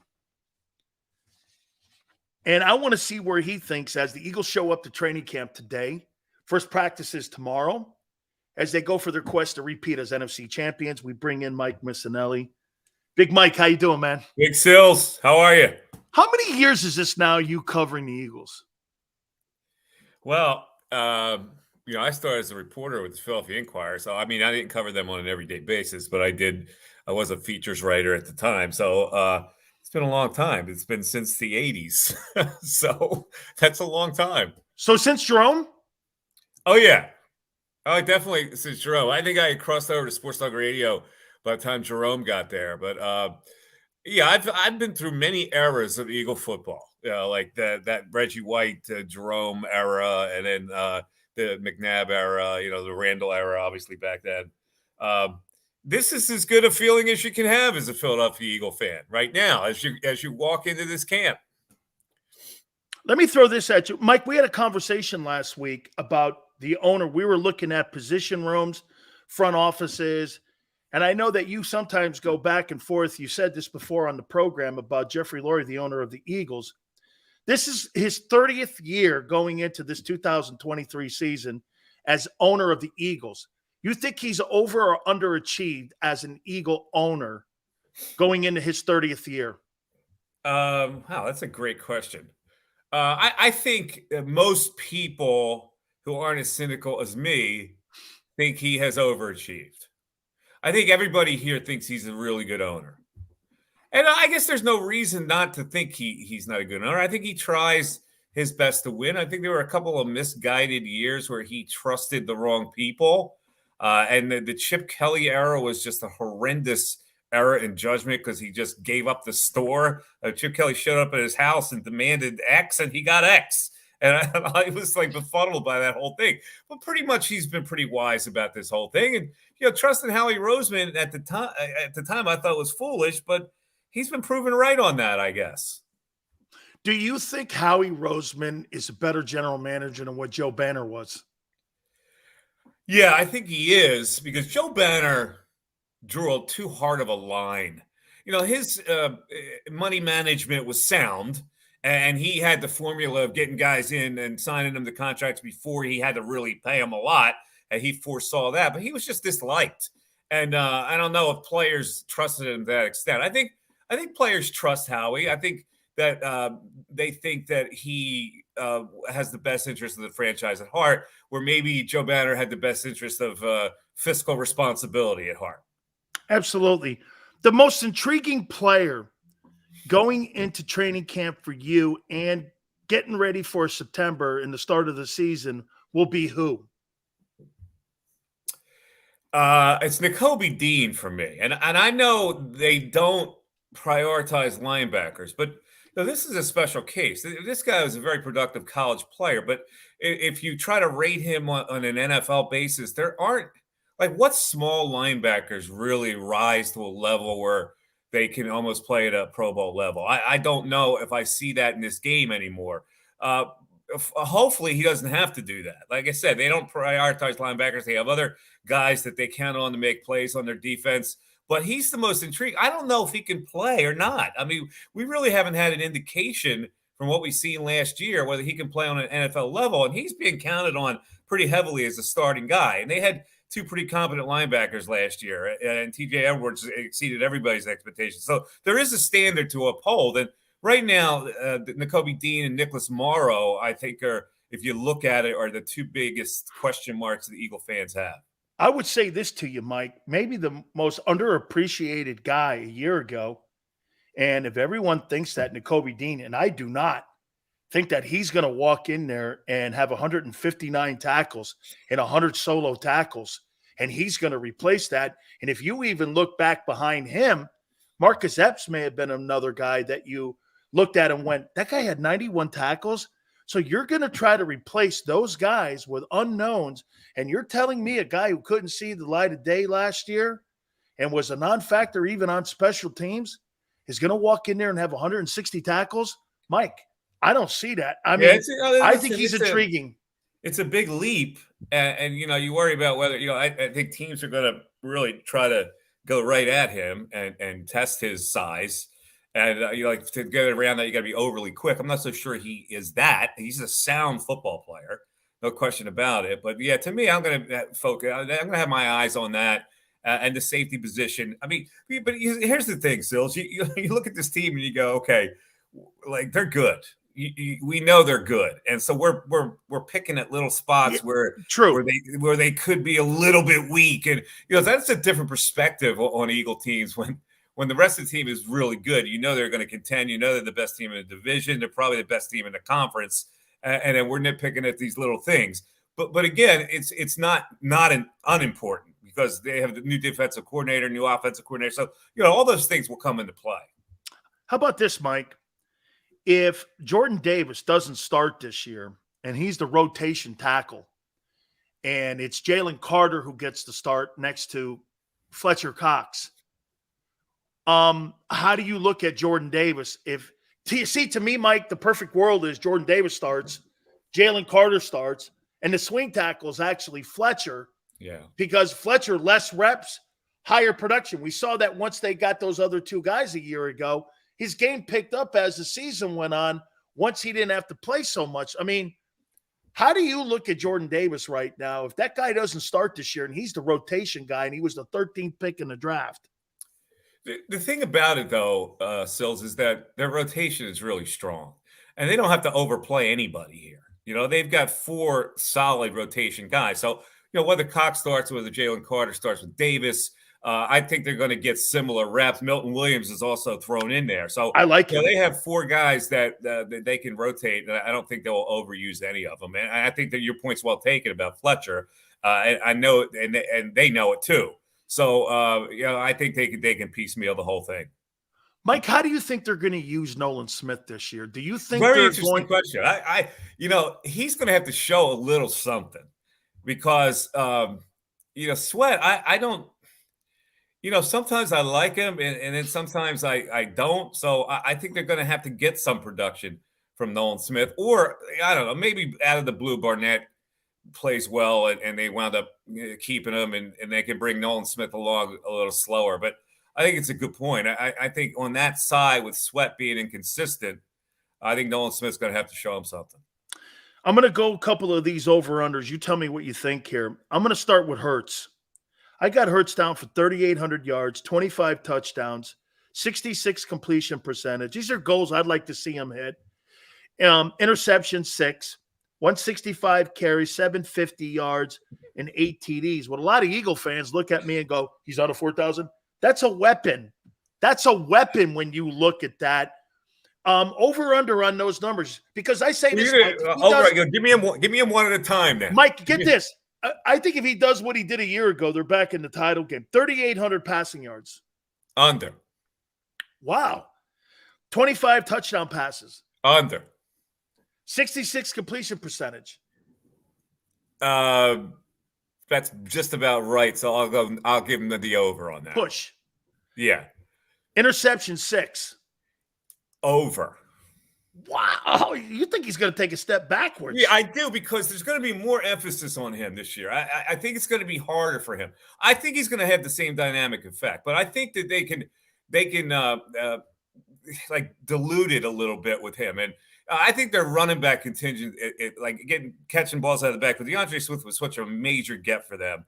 And they have 3 studs catching the ball, and I don't know what's going to happen with the third wide receiver. But I think they can spread the ball around enough where they can overcome the defensive emphasis. Everybody's going to game plan for what Jalen Hurts does. So, I mean, that's the only – I don't think he's going to be lesser of a player. I just think the emphasis is going to be such that those numbers are going to be a little lower. How about this? Now that you bring Quez up, I'll go there and move down here. Is Quez the number 3 guy? And I say this to you, Mike. If AJ or Devontae get hurt, Devontae Smith and Quez Watkins are not winning the NFC East or the NFC because there's not a lot of depth. The kid from Atlanta could be decent, but I mean, is Watkins, you feel comfortable with him not only catching about 35 passes, but in case that there is an injury in there where a guy's out for a spell, is he the guy? No. And I hope I'm wrong. And Me too. This little mini camp they had, everybody was impressed. I mean, come on. How much his shorts? That don't impress you, Mike? I need to see more than that. They said they really worked hard the offseason, but that means nothing to me. I mean, he's going to have to show – he's going to get a lot of playing time in preseason games. So I think that's going to be a big test for him. And, they might – I don't know. Zacchaeus, I don't know what he's going to add. I have no idea what he's going to add. So depending on what Quez Watkins looks like in training camp and these preseason games, they may have to go out and reach out for somebody as a third guy. You mentioned Swift. Here's the numbers I got for him. I'd like to see him with about 185 carries, 900 yards rushing, 6 touchdowns, 50 receiving, 450 receiving yards, and 5. I think he's a junior Brian Westbrook / Christian McCaffrey kind of guy. Is that how you see him too? I was going to just say, that sounds like Westbrook. You're describing Westbrook. And the one thing he has that maybe Brian didn't have was the breakaway, knock you dead 55-yarder. And I think you're going to see them spring him for that. I love him. I really do. I think that was just a key pickup. The way he can catch the ball out of the backfield is going to be so key for them.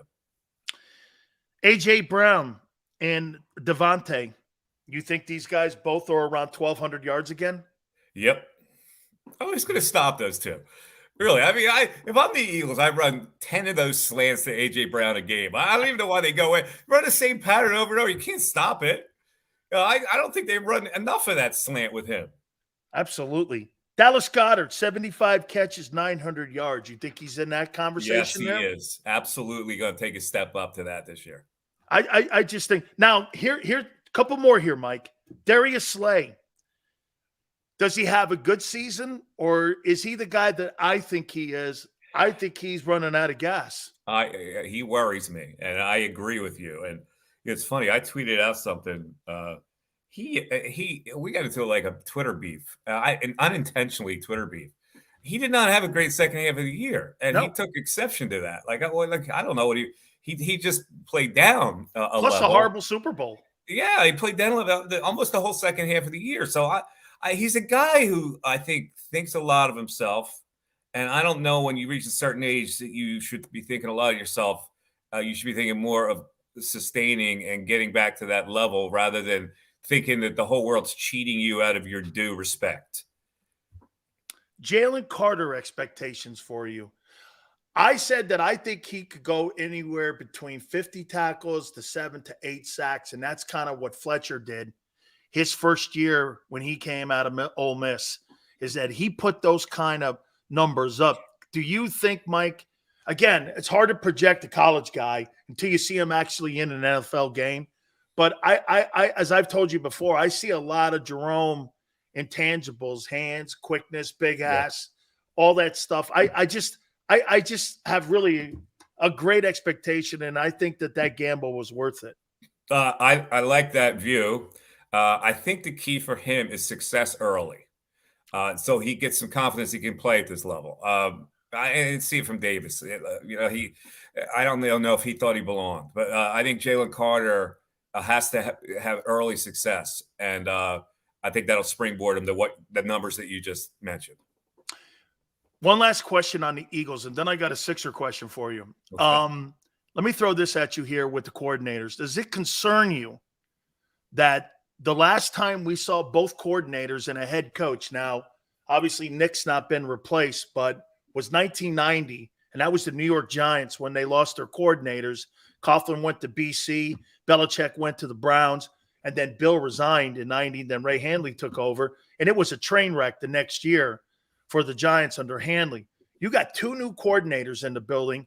I can't remember where I've seen 2 offensive and defensive coordinators leave a conference championship team at once. I usually see one or the other, Mike, but you got a bunch of new dudes in that coaching staff. Does it concern you? It does concern me a little bit. It's funny because Eagle fans are not concerned. Like you don't even hear them even mention it. And a longer time, it was an issue when it first happened, but now people are looking at it like it's not even an issue. But I think it is an issue because I don't know if it's an issue on offense, because I think he's got so many weapons that I don't know, and he's got such a headstrong quarterback who knows how to play and plays it the right way and is smart and is developing. I don't know if Brian Johnson is going to have any problems. The other side of the football is going to be interesting because as much as they didn't like Gannon, they saw some success under Gannon. And the side plays it a little differently. He press coverages a little bit more. He shows exotic fronts. And they may like that at first, but if there's an adjustment period and they're not successful, then you start to question it. I was more comfortable last year in that other system. So I think that's key on the defensive side more than the offensive side. Mike, here's where I look at it, and I think, again, to me, I think Vic Fangio was the number 1 option, and I think that Desai is probably the 3rd option, and here's why. So you bring a guy that's only had really 1 year of coordinating in Chicago, and then you replace a Mike linebacker with a guy who had 160 tackles, and now you're going to have no experienced guy at the mic making all your calls for you with a first-year D coordinator with safeties you're questioning. Boy, Mike, it just seems that I think that Vic Fangio thing was a bigger deal. Fangio is now the highest-paid D coordinator in the NFL. You know that? And I'm sitting here going, I wonder if Desai was really their choice, or they did this because of default, and that's why they brought Matt Patricia in. Are you tying that in with me a little bit? I am. I'm a little nervous about it too. I look at it and they're such a good team, but like little things like that, the uncertainty of that and getting used to that, because they haven't.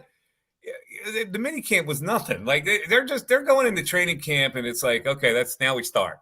And I don't know. There's got to be some kind of an adjustment period. I mean, they may look bad defensively in the preseason, and hopefully by the start of the season.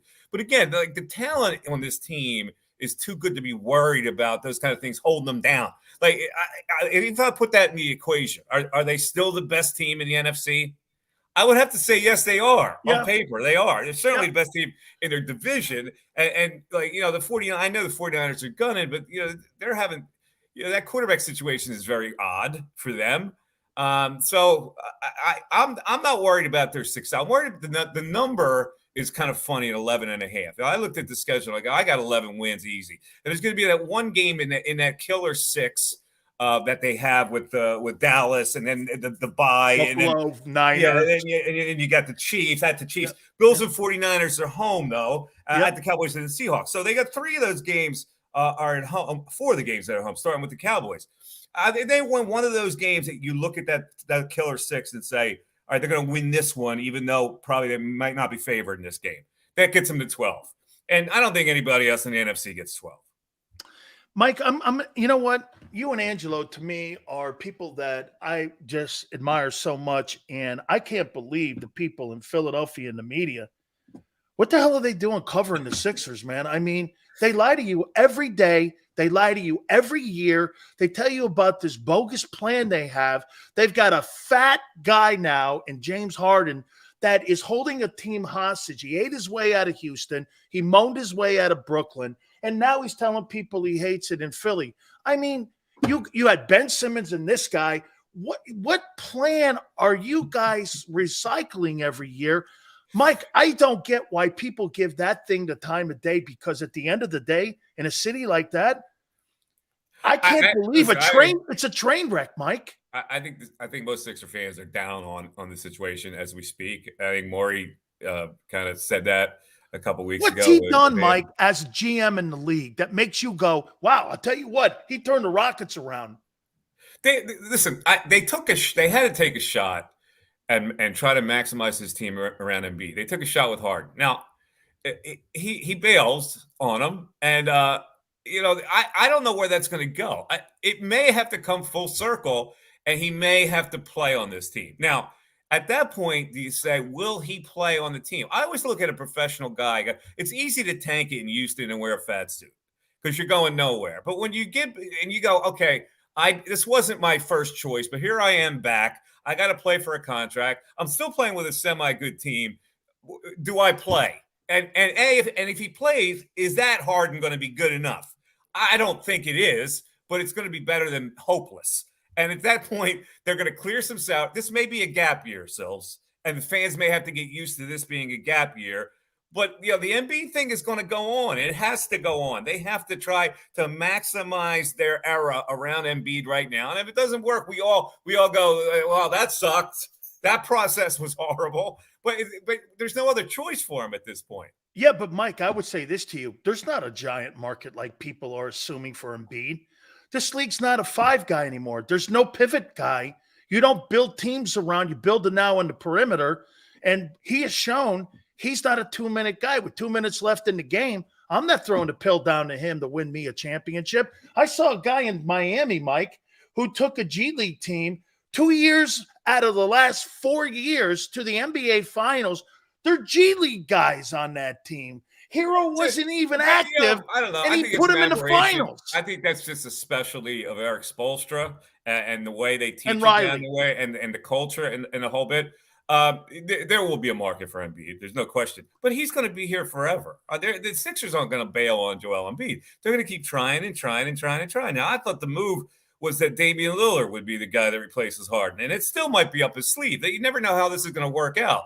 But if they don't end up with Harden, and they're not going to make a crap deal. Like Terrence Mann and Norman Powell isn't going to be enough to move Harden there. So Morey's going to, just like he did with Simmons, okay, we're not going to win anything anyway if we get Norman Powell and Terrence Mann. So we might as well just wait this thing out.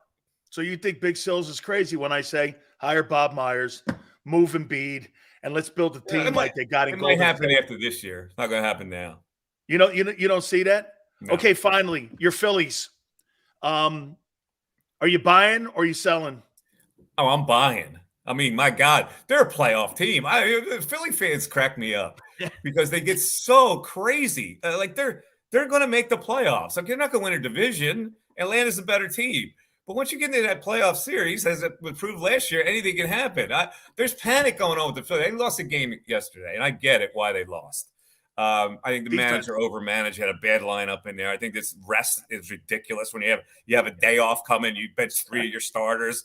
You can't do that. But they're still they have 4 decent starting pitchers, and Trey Turner, who's getting just pillared here, is going to. I don't worry about guys like Trey Turner and Bryce Harper. Kimball's been great too. Yeah, they all of a sudden forget how to play baseball. Turner didn't forget how to play baseball. It's been a tough transition for him. But at the end of the day, they're a playoff team, and when you get into playoffs, anything can happen. That's the way I look at the Phillies. Oh, absolutely. I tell people this. Do you know that the Marlins have never won a division title, but they have 2 World Series titles? They've never won the National League East. Look what happened to that team last year. I mean, the Phillies are at the same pace they were last year. Everybody was down on the Phillies last year. All of a sudden, they get in the playoffs. They turn into a different team. I mean, that could happen again. You know, Mike, I see why you and him ran that market now. Hey, I mean, at least a little the bit Twitter of common battles sense. with all these Philly fans. They're freaking out after every game. They've lost 4 in a row. What's that? Is that the first team that lost 4 in a row? It was a good team. Relax. Absolutely. Mike, thank you so much, man. God bless you, and I really appreciate you doing this for me. All right, Sills. My pleasure, brother. Talk to you. You got it. That is the great Mike Missinelli. Love him so much, man. Great stuff he always brings to the table. Do me a favor. Hit the like button. Keep it here on the National Football Show.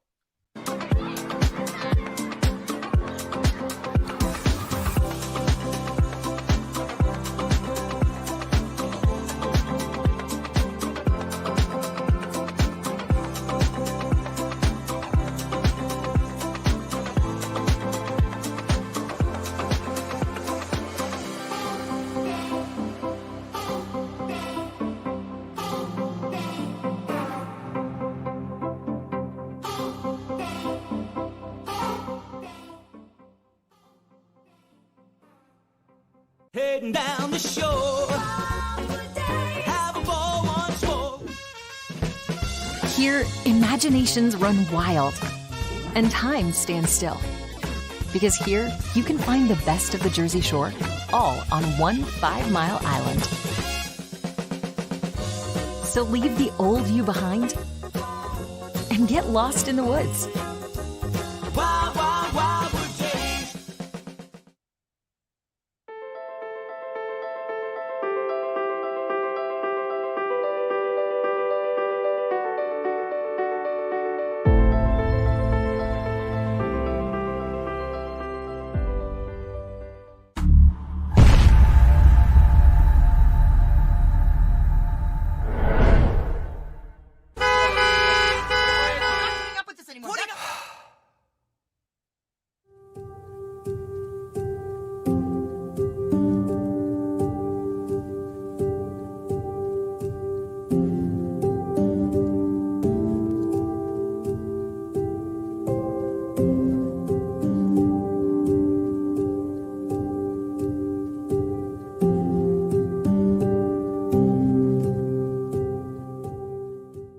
Score and save in southeastern PA and Delaware with Colony Pools this football season, and let the experts close your pool with a custom Merlin safety cover in green for the birds. And if you join our Winter Watch team, we'll give you another 20% off, and Colony Pools will handle it all. Keep your tiles on your pool, not in your pool.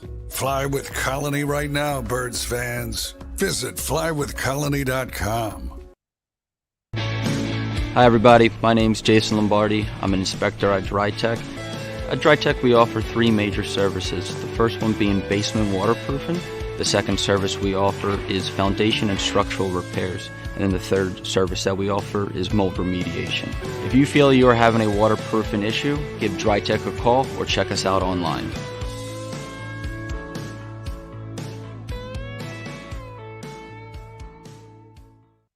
EAGLES, Eagles.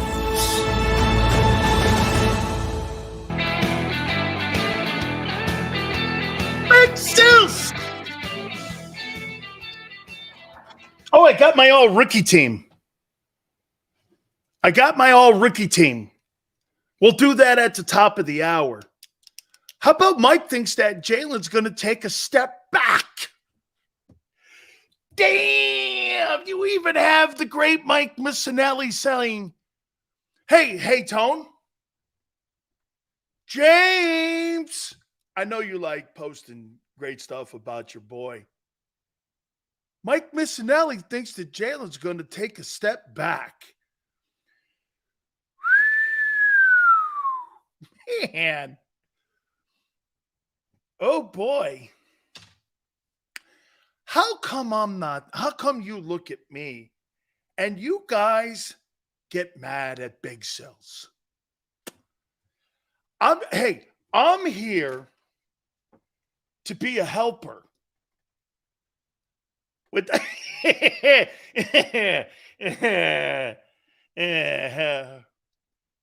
see, listen, Jalen's you're missing it. Jalen's numbers are going to take a dip, but his play's not. You're going to look at Hurts and look at his numbers, and they're not going to be quite what they were a year ago. And some of you are going to go like this. Wow, he had a step backwards. No. He played against better people, better coaches, better defenses. He played a first-place schedule. He played against elite quarterbacks. Guys, elite quarterbacks versus elite quarterbacks throw picks. It's usually the difference in games. Joe Burrow threw a pick late in the game against Kansas City. Cost him the game to move on to the AFC title game. Well, it's what happens when you play against great teams. Actually, it was in the AFC title game because Cincinnati got to the title game 2 years in a row now. So Jalen's numbers may not look like they did a year ago. Are you going to look at him and go like this? Well, they did still get to the NFC title game. They did win the division. Is it really all about wins and numbers to some of you on how you evaluate a player's success? If that's the case, Kirk Cousins is the best quarterback in the NFL the last 10 years.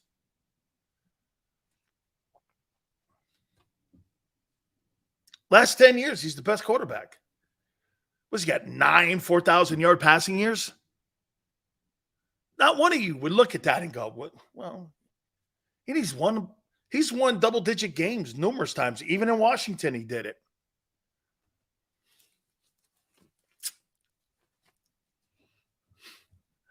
Mike doesn't, hey, get this. So when I asked Mike if he's going to throw for 3,800 yards, he said under.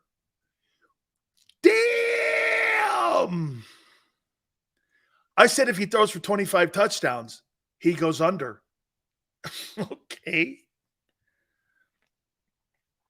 He thinks he throws for more picks. Wow. Huh.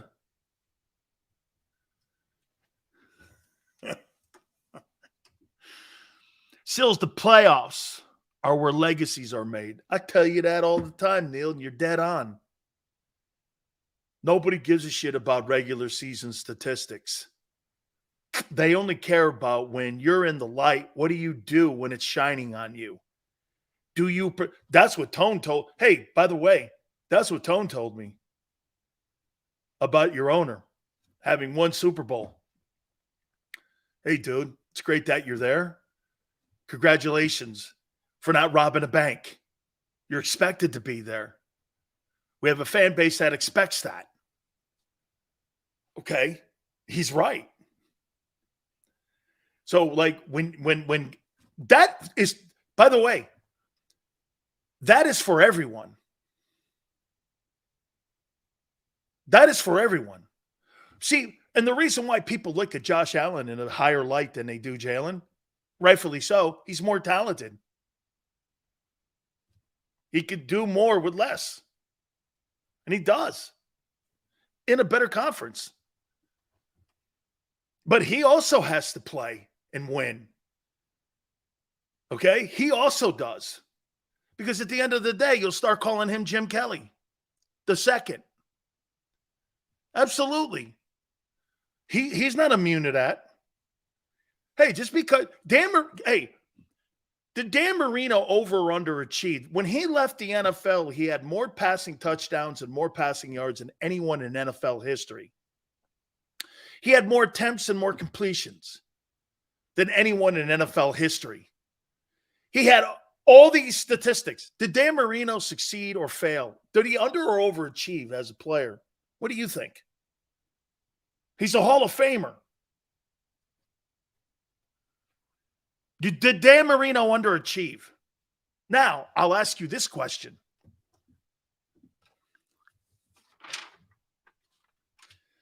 I want Tone to answer this too. Would you rather have a Hall of Fame ring or a Super Bowl ring?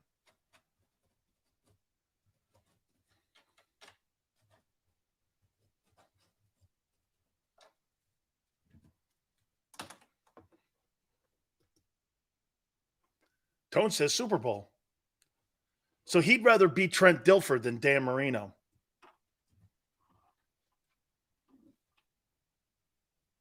Who would you rather be? Dan Marino or Trent Dilfer? One's a Hall of Famer, and the other guy has a Super Bowl ring as the quarterback of the Ravens.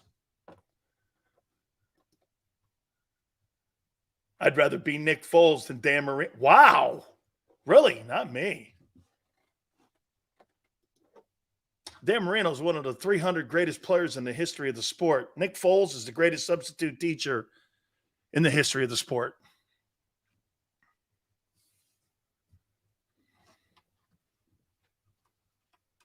Nick Foles is the greatest substitute teacher in the history of the sport. Well, you can make an argument. Jeff Hostetler, Earl Morrall, those guys all stepped in and helped win championships. So you'd rather be Nick Foles than Dan Marino. Interesting. You win the Super Bowl, you did your job. So the 52nd guy on a roster gets a Super Bowl ring, did his job. And that guy is better than Bob Lilly.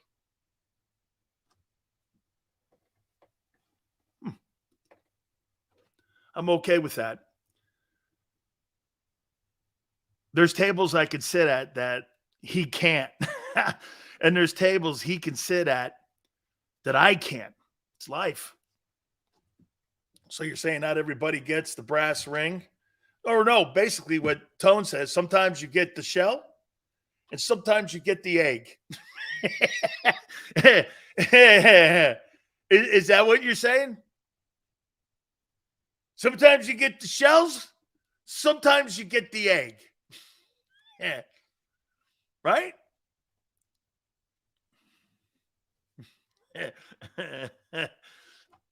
JM, stop doing that. My aunt watches this show. I'm not allowed to talk about my past.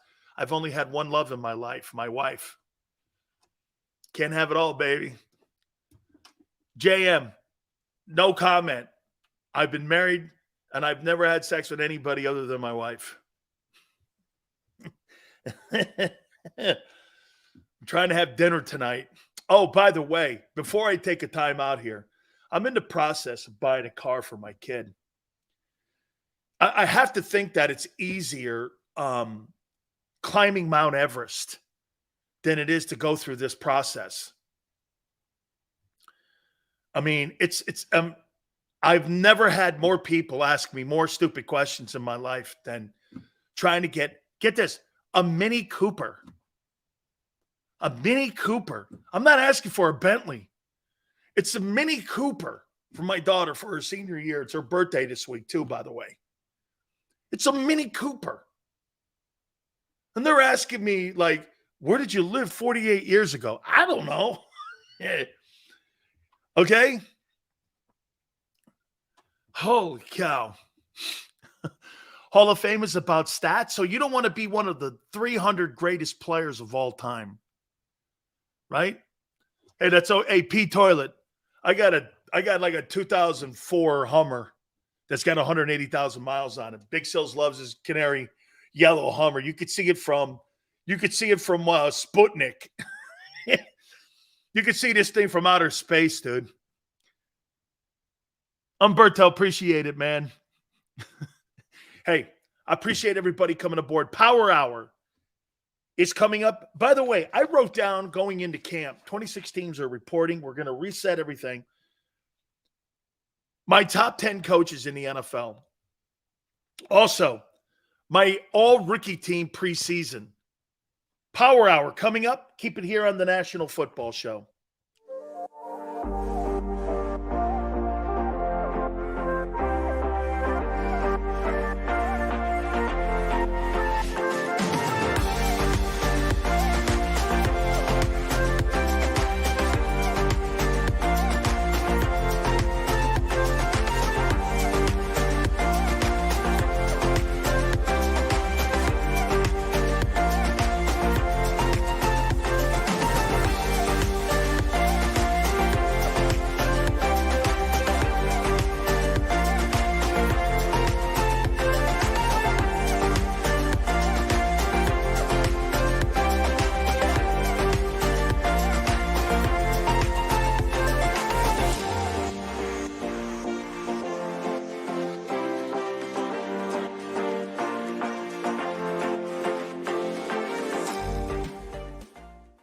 Do you stream on a Roku, Fire Stick, Google TV, or Apple TV? Now you can watch 6ABC 24/7 with the 6ABC Philadelphia streaming app. And the big story on Action News. Search 6ABC Philadelphia and start streaming today.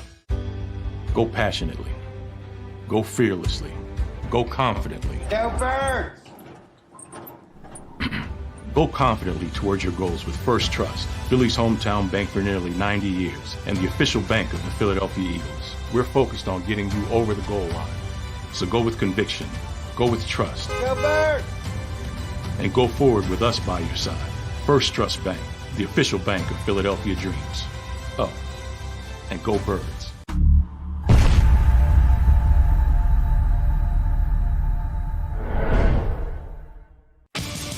The greatest fans on earth. It's a bold statement, but would you expect anything less from Philadelphia? 58 years of heartache creates a toughness, a grit, a resolve not found in most. Sure, our prayers were answered, but now that we've had a taste, we're looking for more. Pondley Hockey, official partner of the Philadelphia Eagles. All right, did you know I was the mommy slam dunk champion? Really? Yes, really don't sound so surprised. Let's see it. Oh, you're ready. All right, here we go. Let's hear the crowd. So go to right, I go to left, fake a mom. Mama, go up, mama! She did it. Again? You can't avoid gravity, but United Healthcare can help you avoid financial surprises by helping you compare costs and doctor quality ratings. United Healthcare. Uh-huh. EAGLES. Eagles.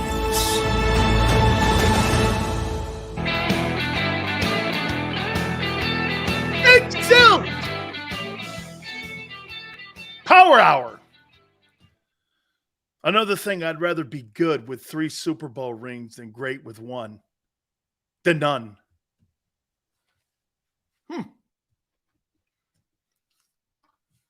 It's an interesting take. So you wouldn't want to be... So if Reggie White hadn't won the Super Bowl with Green Bay, you'd rather be Brandon Graham than Reggie White. Is that right, Tone? You'd rather be Brandon Graham than Reggie White. If Reggie hadn't won that Super Bowl in Green Bay, you'd rather be Brandon Graham? I don't know about that. The expectations are different based on your position. I'm talking cool. Okay. All right.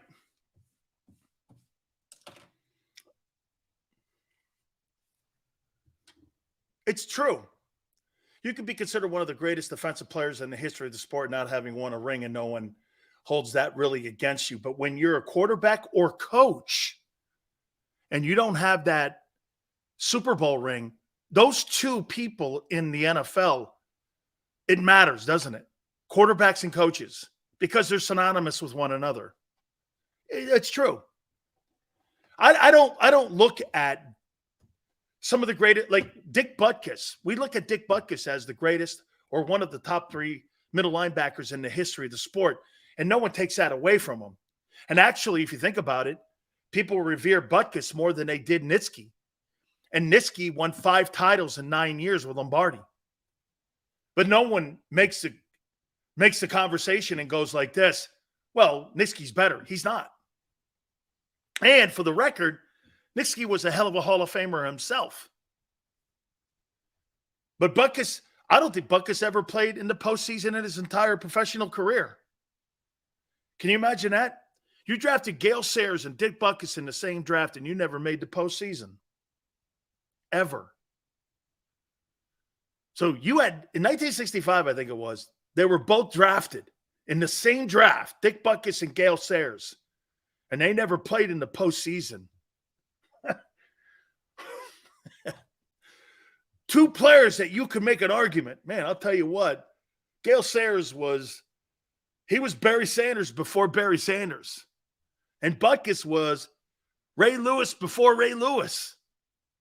And he was the most intimidating linebacker in the history of the sport. But to Tone's point, hey, we don't hold that level of excellence against him. But if you're a quarterback or coach, okay, Jim Brown. I think Jim Brown made a couple playoffs, Steve, but I don't believe that I believe they won that title. I don't know if he was on that 64 title. He may have been on that 64 title team. The Browns won a title, I believe, in 64, maybe 63. And I think that was either one of the first or second years that he was in Cleveland when he came out of Syracuse. So he may have been on that team. That's 63 or I think it was either 63 or 64 that the Browns won the NFL championship. And remember, the NFL Super Bowl didn't happen until the 66 season. So that was pre-Super Bowl era. Okay, he was on the 64 team. Okay, so he was on that 64 NFL championship team. And if I'm not mistaken, he may have even played against my relative, Robustelli, and it could have been the 64 team could have played against the Giants because it wasn't the Packers. Because the Packers, one of the great comments after the Eagles beat them in the title game in 60, Lombardi said that we'll never lose another game like this as far as I'm concerned, ever. And they didn't. He went 5-1 after that. He never lost another championship game as a head coach in Green Bay. He goes, we will never lose a game like that ever again. And they never did.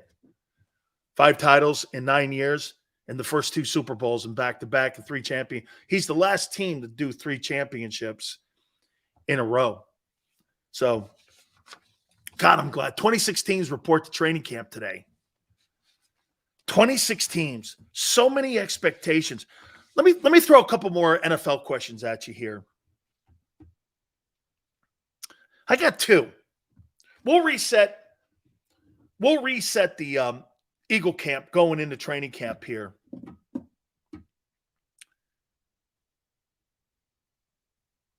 Does Deshaun Watson rebound? They're saying all the right things. They're saying all the right things in Cleveland. God, he looks good. He's in a good place. He's in a good space. I don't know what that means, but he's in a good space. I think he does. I think he's a good player. Don't be shocked in the AFC if Cleveland elbows their way into the top 5 and puts himself in a position to potentially contend for something good. They got a lot of talent. They got a running game. They got a good defense. They got pass rushers. They got corners. They got receivers. That's a good football team. They need Deshaun Watson to play well. Okay? They need him to play well. And if he plays well, I think Cleveland's going to be right there. Here's another NFL question going into camp. Seattle goes into camp today as well. Does Geno Smith repeat what he did in 2022?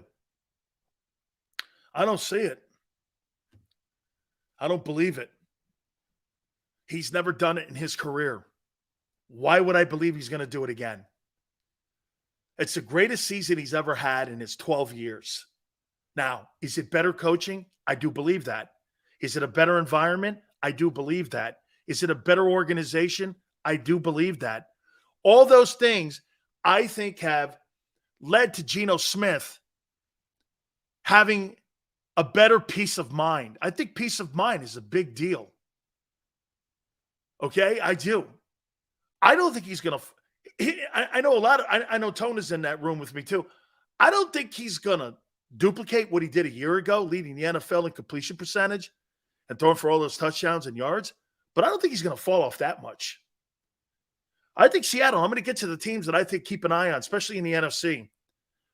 I don't think Geno – I don't think he's going to – how about this? I think he falls off, but I don't think he falls off a ton. And it would not shock me if they win the NFC West and shock people and win the West. Are they as good as San Francisco? No. But Dallas isn't as good as Philadelphia. But they could win it too. So, no, I don't. And I just mentioned this. Here are the teams in the NFC that I've circled going into camp that I think could give the Eagles some problems this year in the NFC. And I know you guys got them head and heels above everyone else. I don't. Because repeating and playing against playing against great teams every week, you're going to have max effort, which leads to injury. There will be significant injuries on the Eagles this year. Will they be able to overcome the injuries that they didn't get a year ago? It is coming this year. You're just playing against better people. Okay? You weren't playing against dominant teams last year. You are now. That'll be a difference. See last year, and I know some of you may not agree with my take here, but you didn't have to play 60 minutes of football in probably 14 games a year ago. You didn't have to play 60 minutes. I think you're going to have to play 60 minutes in 14 games this year. You're going to have max effort. And playing like that each and every single week against better opponents, better coach people, starting right out of the gate. Get this. Some of you think you're going to kill the Patriots. Okay. Still, that's not playing the Texans. They will be better coached. They will be better prepared. I'm not saying you're not better. I'm saying that's a lesser team that you have to play probably 55 minutes of football against. And then when you play Buffalo and Kansas City, that's going to come down to the last drive. You were able to have your quarterback banged up, not play well in the playoffs, and get through the play. Get this. I've never seen where a team could limp into the playoffs, win home field advantage, the guy not play well in the divisional game or the NFC title game because they're so far ahead of everyone else. Usually these, like in the AFC, dude, you lose Joe Burrow or you have Joe Burrow banged up going into the AFC title game, he ain't winning that game in the AFC. That's not happening. That's not happening. And get this, the gauntlet of quarterbacks you got to play against. You got to play against Allen, Lawrence, Mahomes, Burrow, Jackson. You're not playing that gauntlet in the NFC. You're playing all overachieving quarterbacks. Shit, what first-round quarterback do you think you're going to play in the postseason this coming season if you're Philly? Who?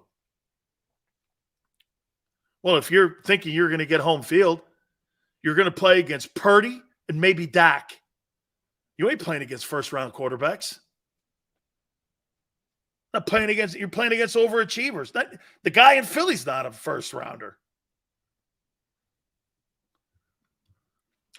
Look, the Cowboys, they'll figure this thing out with Zach Martin. They got better.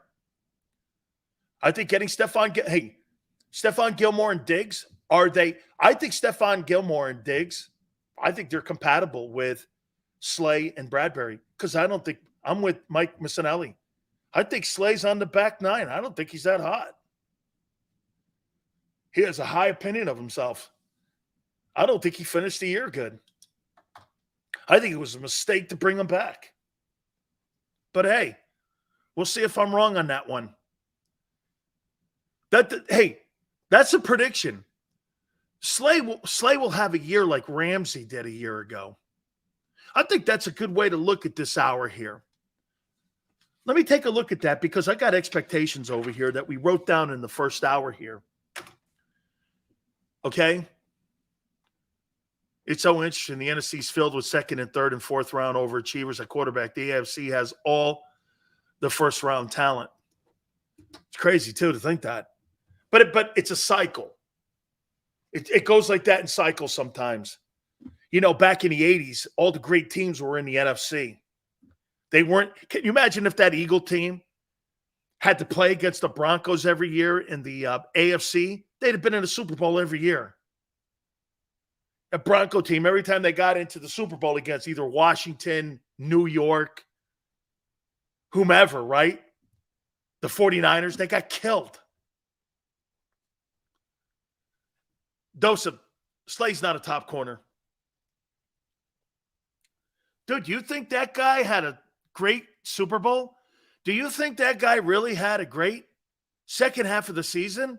Bradbury outplayed him. I do not think he's a top-flight corner. I think Ramsey's better. I think Dallas actually has just as good a corners. Dude, Slay's never had the career of Stephon Gilmore. They're pretty much the same age. You're not under the impression that you think Stephon Gilmore is a lesser player than Darius Slay. How could you think that? Shit, 3 years ago, that guy was the NFL player. That guy was the NFL Defensive Player of the Year. Stephon Gilmore. Slay's never approached that. Hey, by the way, I'm comparing him against a guy who could be a Pro Football Hall of Famer. Stephon Gilmore might make the Pro Football Hall of Fame. Don't kid yourself. Defensive Player of the Year, all decade? You're crazy if you're underestimating how good that guy is. Okay? Jalen Hurts. I think Jalen, like Mike, I think he's around these numbers. I think he may dip below these numbers a little bit. But I think Jalen is going to win ball games. And I don't watch this. You're going to see maybe not the same kind of consistency that you saw. You're definitely not going to because there's better teams. And let's not forget something. You know, as much as you guys think your team is so above this, you did lose to the Redskins. Okay? You did. Pretty convincingly. But I don't think Jalen is anybody to worry about. Actually, I think he's going to I think Jalen Hurts is going to continue to improve, even though his numbers may not, against really good quality players. No one's going to look lesser at Jalen if he has lesser numbers. Dude, you play against Patrick Mahomes and Josh Allen, and you're playing against Aaron Rodgers, and you're playing against some of these guys. You don't look down on that.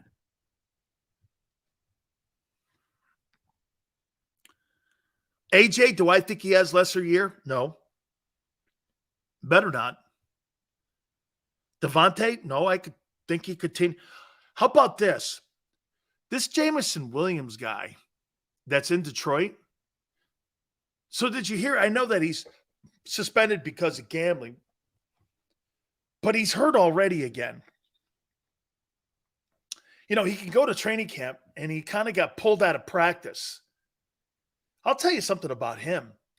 Maybe that's the guy that I got confused with Devontae, because every time I see that guy's like paper mache. He's either hurt, there's a hamstring, something else. He gets banged up a lot. I don't know. I don't know if that guy's going to be able to get, maybe he's the guy. You go like this. I don't know if that guy's going to get through an NFL season. Because when I see him, I go like this. Man, okay, so the gambling's going to hold him back. Last year he couldn't play because of the injury he had when he was at Bama. Kid, you got to get on the field eventually, don't you? Talent can only carry you so far. Same thing with Judy as well. Waddle, Smith, were all true studs at Bama. Dude, the most overrated word used in professional sports is potential. Potential means you haven't done it. So, well, he's got great potential. Well, okay, so nobody goes like this. Patrick Mahomes has great potential. Potential is a word you give to the people who haven't proven it. I don't like the word potential. And the only time you get to use the word potential is your first year. After that, you can't keep saying the guy has potential, like you guys like to do with Penny. After 5 years, all we keep saying about Penny is potential. Aren't you tired of it? How many years are you going to use the word potential for a 5-year veteran? Becomes kind of obnoxious after a while. Well, this guy's got great potential, Sills. 6 yards of carry. 5 years you've been using that. How about a great NFL player?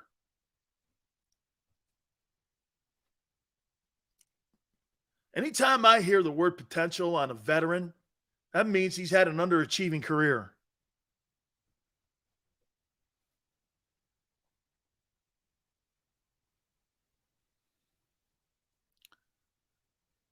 Is this true, Tone?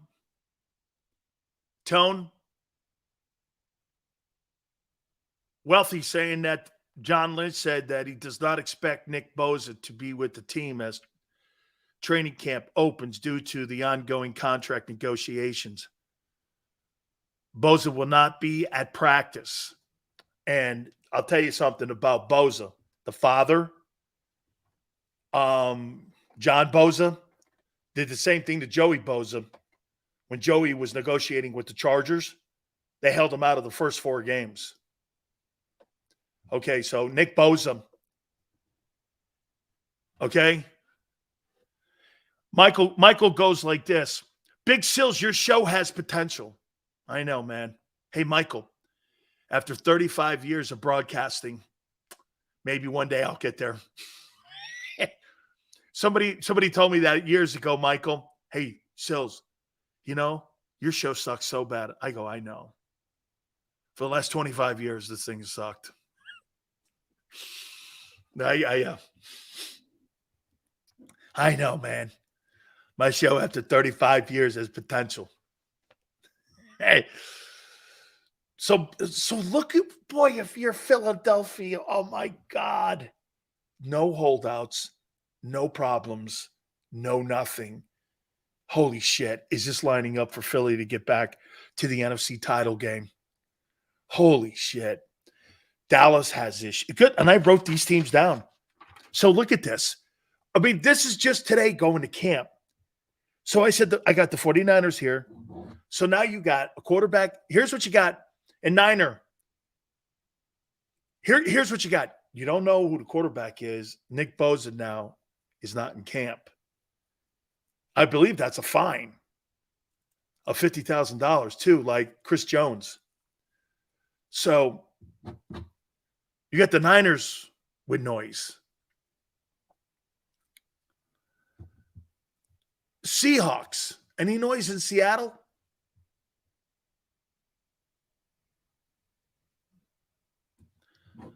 Keep an eye on Seattle. Any noise in Detroit? Yeah, that Gardner Johnson guy can't keep his mouth shut.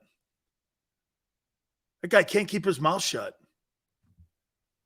And plus there's a lot of hype on that team. A lot of noise. That's a noisy team. Minnesota, cut Dalvin Cook. Dude, where are you getting 5,000 yards in the last 4 years to run the ball and all those touchdowns and 5 yards a carry? Where are you getting that? That's noise to me. The Saints. Hey, is Alvin Kamara in prison or is he not? Or is he playing? Does anyone have an update for me? I can't get anyone to tell me what's going on. Is Alvin Kamara in the pokey? Is he in the pokey? Or is he playing? Is he in camp? What's going on with him? I mean, Bosa's getting traded, hopefully, before camp.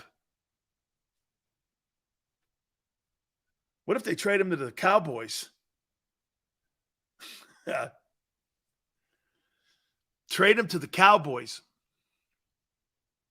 Or trade Bosa to the Patriots. Can you see them trading Nick Bosa to the Patriots or the Cowboys? Where would be a good landing spot for Nick Bosa? You got to remember, you got to be able to give up assets.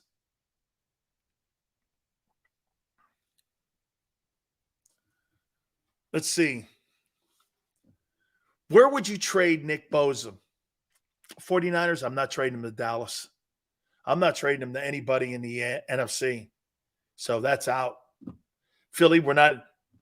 Jacksonville? Wow. Have Bosa in the NFC chasing around all those. How about Baltimore? Trading him to Baltimore. Wow. Bosa's not going to show up because he wants $30 million. I thought he had another year on his deal. The Texans, would the 49ers do that? They have a lot. Do they? Arizona? No. They can't trade him in the division. Arizona's got a lot of draft choices next year. Ton. But they would never trade him to Arizona. I don't think.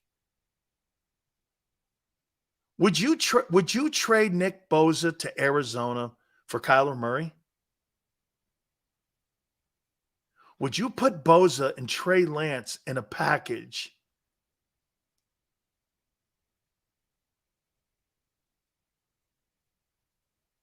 for Kyler Murray?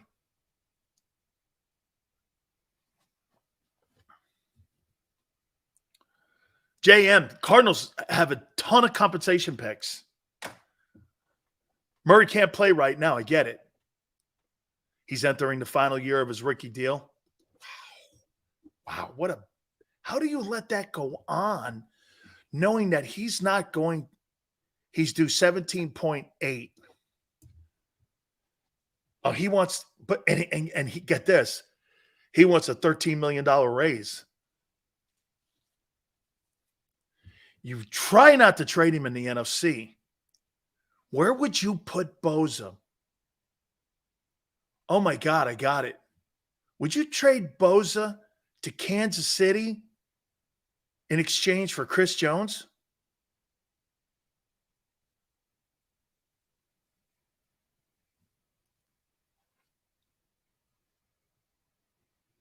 How about sending him to Kansas City? I think Bosa is better than Chris Jones. And you send Jones No, because they got 2 D tackles up there, Armstead and Javon Hargrave. So that doesn't make sense. They both want huge contracts, though. And I don't see San Francisco playing. That's right. That's right, Tone. And no, you're right. You're not going to do that. The Bengals aren't going to do it. They got to pay Burrow. Would you trade Nick Bosa to the Chargers so that he could play next to his brother or on the other side of his brother?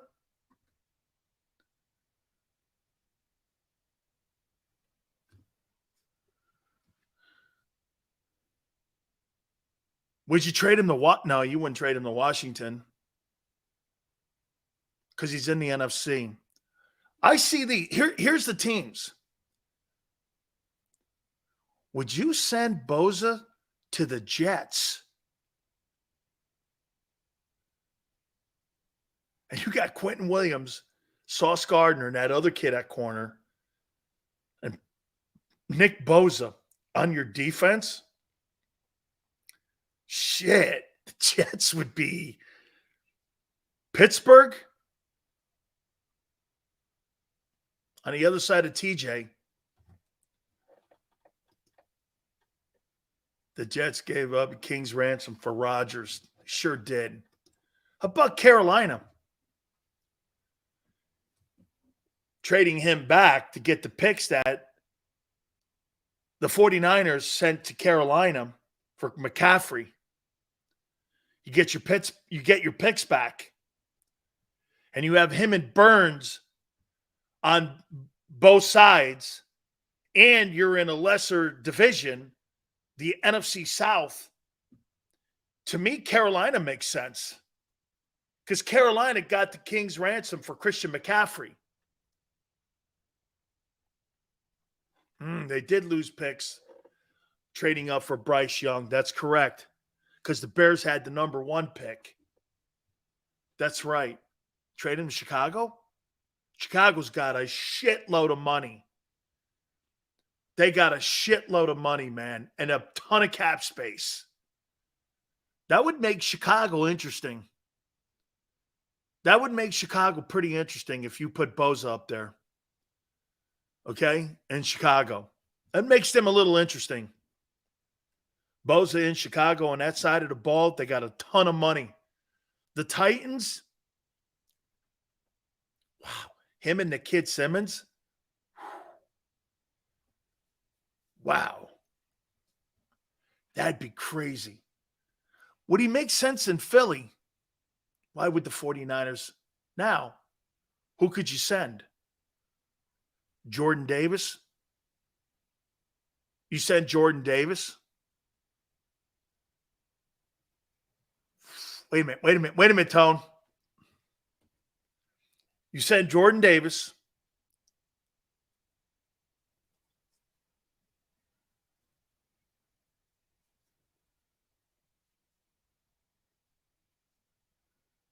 You send Jordan Davis, a first rounder, and a third to San Fran for Bosa. And you got Bosa and Josh Sweat, Jalen Carter, Fletcher Cox, Milton Williams in a rotation. And that would be your defensive front.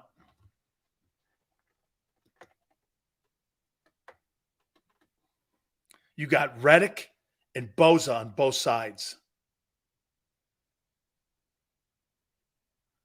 You think they would want Hassan Reddick? I'd give Hassan Reddick up for Bosa. You want Reddick? Sure. Bosa, 25 years old, Defensive Player of the Year? Okay. Well, I'll take the 25-year-old guy who's Defensive Player of the Year. If I'm going to give Reddick up, you better give me somebody that's just as much of a havoc wreaker. So I think that makes sense, and he's younger. And he's the reigning Defensive Player of the Year. But would the Eagles pay $30 million? That I do not believe. So you could take that out of the bank. They're not spending that on a defensive end. No way. Would they? No way. What's the most money they've ever spent on a defensive player?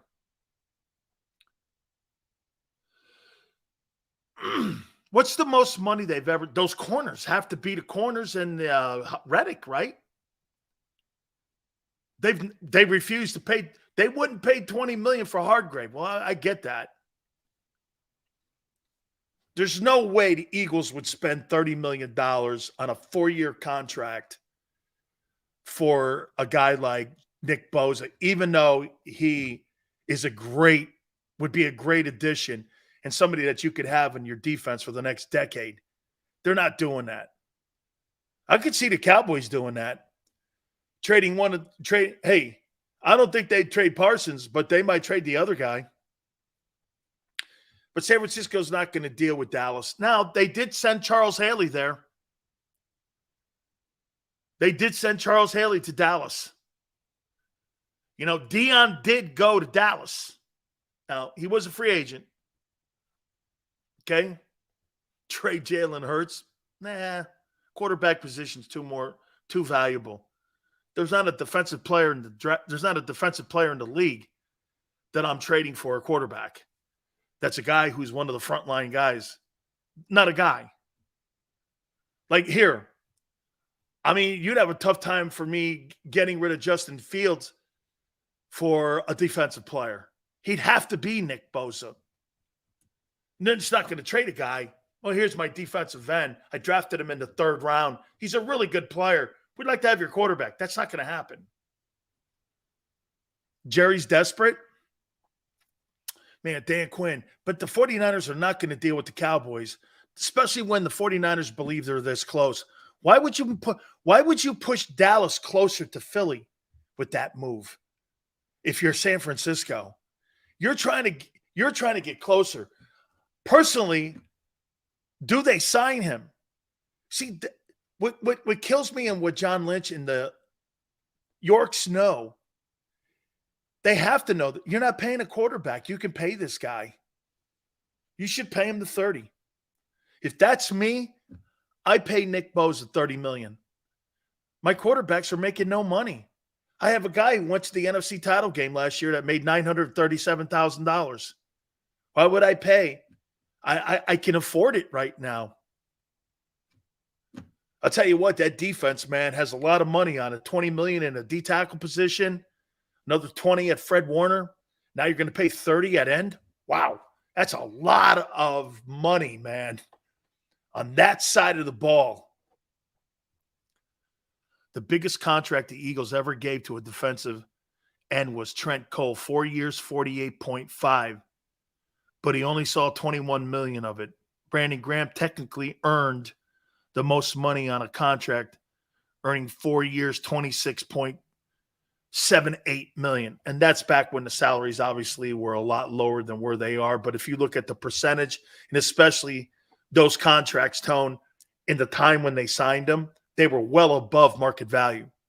So, true. That Trent Cole deal, Trent Cole hasn't been on the Eagles in what, 15 years? 15 years ago? That's probably a really good deal. That's probably a really good deal for a defender, especially an edge guy. Okay? If I'm San Francisco, I think you have to sign him until you figure your quarterback out. Now, is there something you can do? Is there a player out there that can help your quarterback position if you trade Nick Bosa?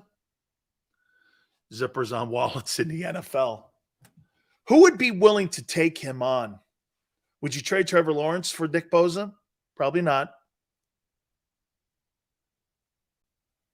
Would you trade Justin Fields for Nick Bosa? If you're Chicago, would you entertain Bosa for Justin Fields? Defensive player of the year? Guy you're not sure on?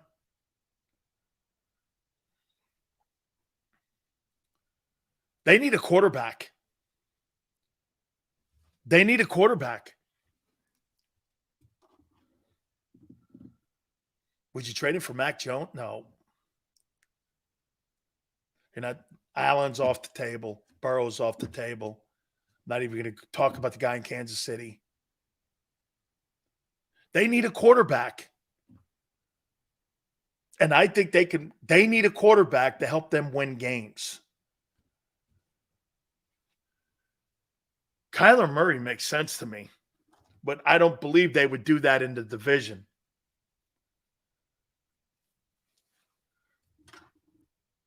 Would you trade Nick Bosa to the Saints for Derek Carr in draft picks?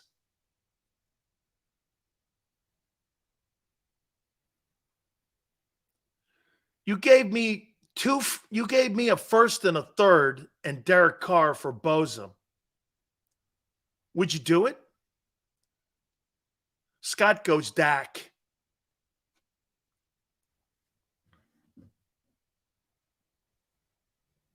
Cooper Rush won games.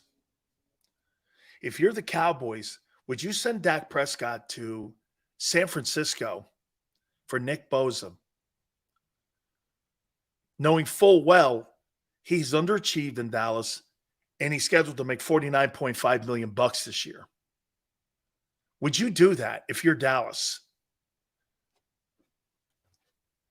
And then you would have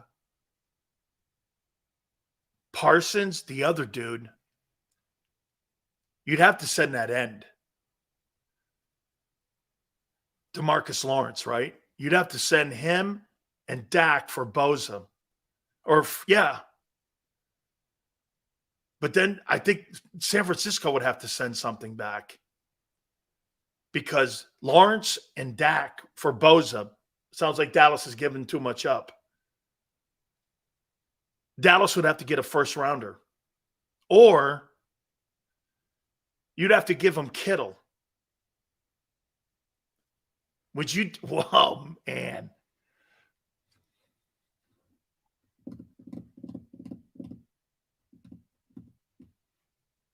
Chargers are not giving up. Bosa for Russell Wilson. No way. Sean Payton took that job because of Wilson.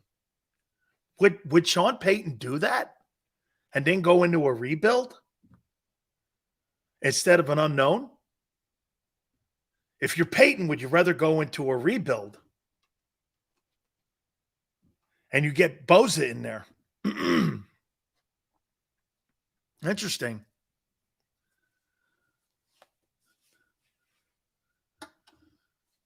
Chuck goes, if Bosa gets hurt, none of this matters. Bosa being hurt doesn't matter because it's not what he is. He's not hurt. So we're talking here, and at least I'm talking about a guy who's not injured. You're talking about a guy, maybe he gets hurt. He's not hurt.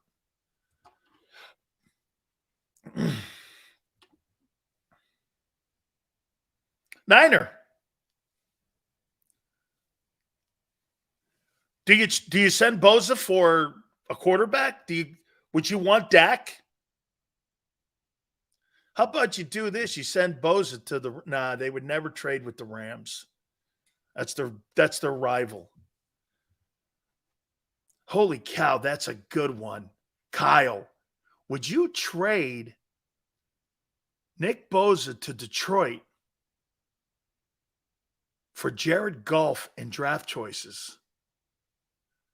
And maybe Aiden Hutchinson.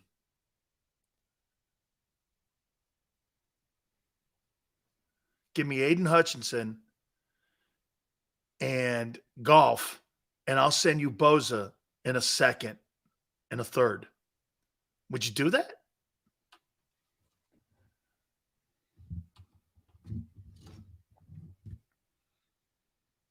And who didn't they draft a quarterback too? The kid from Tennessee, right?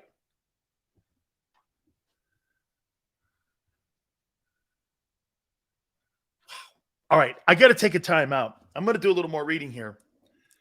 I can't believe that, man. He wants $30 million. And Aaron Donald sets the table because he makes $30 million. Yeah, Hendon Hooker's up there. That's right. I like that kid from Tennessee. I think he's injured, though. I think he's coming off an injury, though, right? An ACL injury? All right, hit the like button. Keep it here on the National Football Show.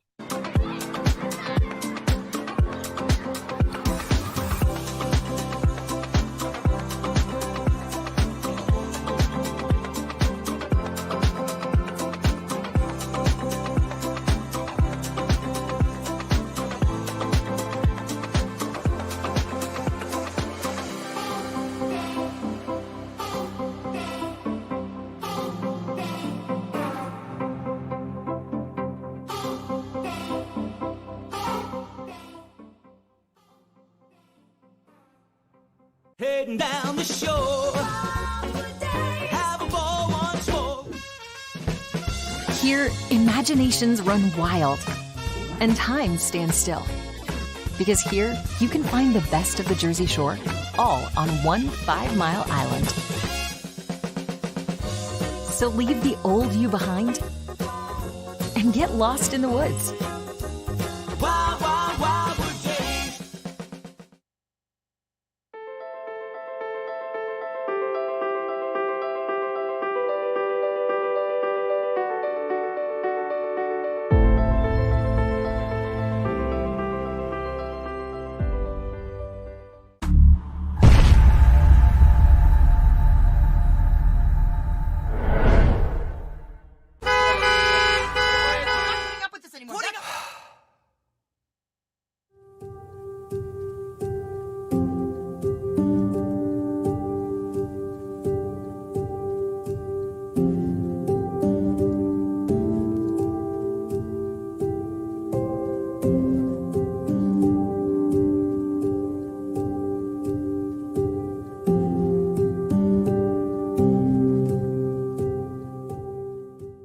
Score and save in southeastern PA and Delaware with Colony Pools this football season, and let the experts close your pool with a custom Merlin safety cover in green for the birds. And if you join our Winter Watch team, we'll give you another 20% off, and Colony Pools will handle it all. Keep your tiles on your pool, not in your pool. Fly with Colony right now, Birds fans. Visit flywithcolony.com.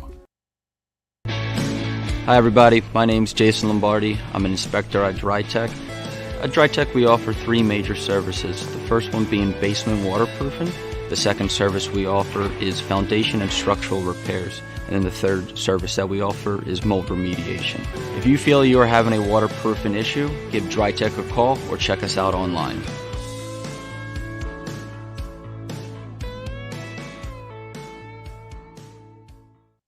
EAGLES, Eagles.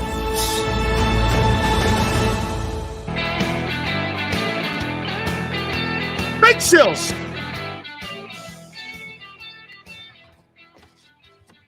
Look at the noise. Look at the noise, dude. Dude, the Eagles. Hey, you know why you're going to win a lot of games this year? I would say this. Compare this offseason to the last year offseason. Was it better or worse? Do you think what the Eagles did this offseason was more impressive than what they did last year? They acquired a lot of talent, a lot of unknown talent. But you know what they did this year that was different? They kept the momentum going. You know, they kept the momentum going. And this is coming off a loss of a Super Bowl. It's funny. You feel more optimistic coming off that Super Bowl loss and probably more optimistic than when you won that 17 Super Bowl. It's just like the thing's in a great place. Now, again, there's been a ton of winning the last 2 years. I mean, what is it? Right? They won 14 games last year. 23-11. So you've won 23 of 34 ball games. And since that 2-5 start, I mean, your number's insane. Since the 2-5 start, there's been a shitload of winning since 2-5. And there's not been a lot of rocky moments. As a matter of fact, there's been none. You know, the two most disappointing times that we saw last year was Washington and the Super Bowl. And Jalen probably being injured, right? Cowboys signed Diggs 5 years, $97 million. Again, James, they gave him a $21 million signing bonus. That's the deal. $21 million signing bonus. It's not $97 million. That's just for cap reasons and helping the cap out because they can defer that money out. $97 million is phony. 21 of it is guaranteed. The rest of it, maybes, ifs. Let's see if he performs. It's not real money. You have to dig for it. And most of those contracts, those players don't fulfill. You don't really believe that kid Diggs is going to be on the Cowboys in 5 years, do you? I don't. Not at the money where the cap, and especially with the cap escalators that he has in his contract, that's not going to work like that. By the way, Seth Joyner's going to join us tomorrow. Okay? Okay? Seth will join us tomorrow. First day of training camp, really, when it comes to practice, will be tomorrow. So Seth will be with us tomorrow. And I agree, Scott. I think Diggs gambles too much. I think Gilmore on the other side is a better player. I think Diggs is more of a. I think he's a high risk player. Okay, I think he's a high risk player.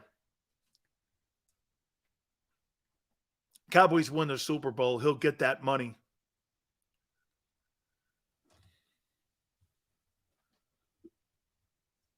No one is trading for Bosa. The 49ers will cave. It's not caving. Football. They have the money. They're not paying the quarterback. Nor are they doing it the way Philly's doing it.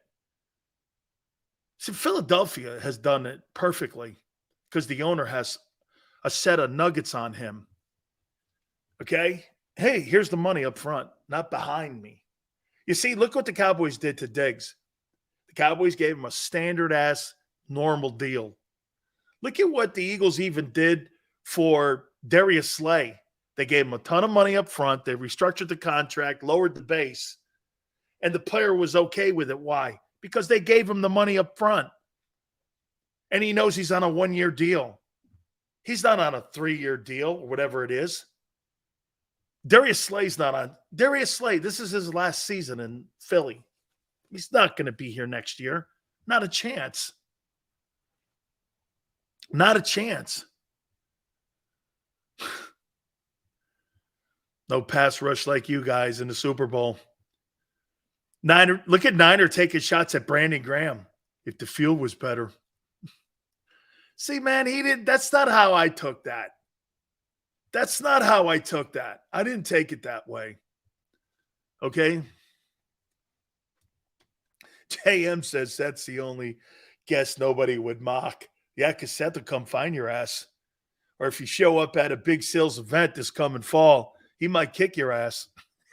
Hey, Jerome used to always say, Seth was the only guy in the room when they told jokes that didn't laugh. Even if it was funny, what does it mean? What are you saying? Is that about me? No. You know the guy I'm talking about, right?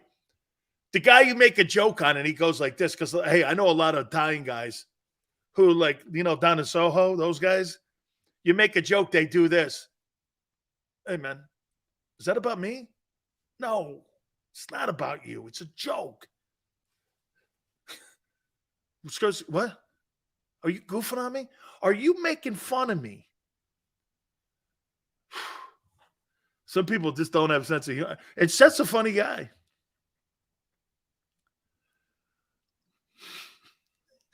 Hey, Doza, what, you think I'm a clown?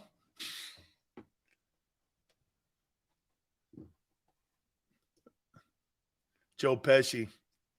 What kind of funny am I? Tell me how I'm funny. What kind of funny am I? I'm going to use that. What kind of funny am I? Funny? Like a clown? I amuse you? Tell me, how funny do I make? What's so funny about me? Whew. Anyway, first day of camp. We're here. Unbelievable. The Eagles move like a... Thank you, Weapon. Anybody who moves like a paisan. Like I told you before, Jerome used to say this all the time. Sileo, you're not a white guy. White guys don't run that fast. Hey, I appreciate everybody. Big Joe, thank you, man. Xander, thank you. Tone, you are killing it. Thank you so much. All of you, please hit the like button. Don't forget, tomorrow, Seth Joyner will join us. If you want to look on my Twitter page, I'll find out what time that is and which hour he's going to join us, so you can join us then. We totally appreciate it. Thank you again. 3 to 6 tomorrow. We shall see you on the flip side.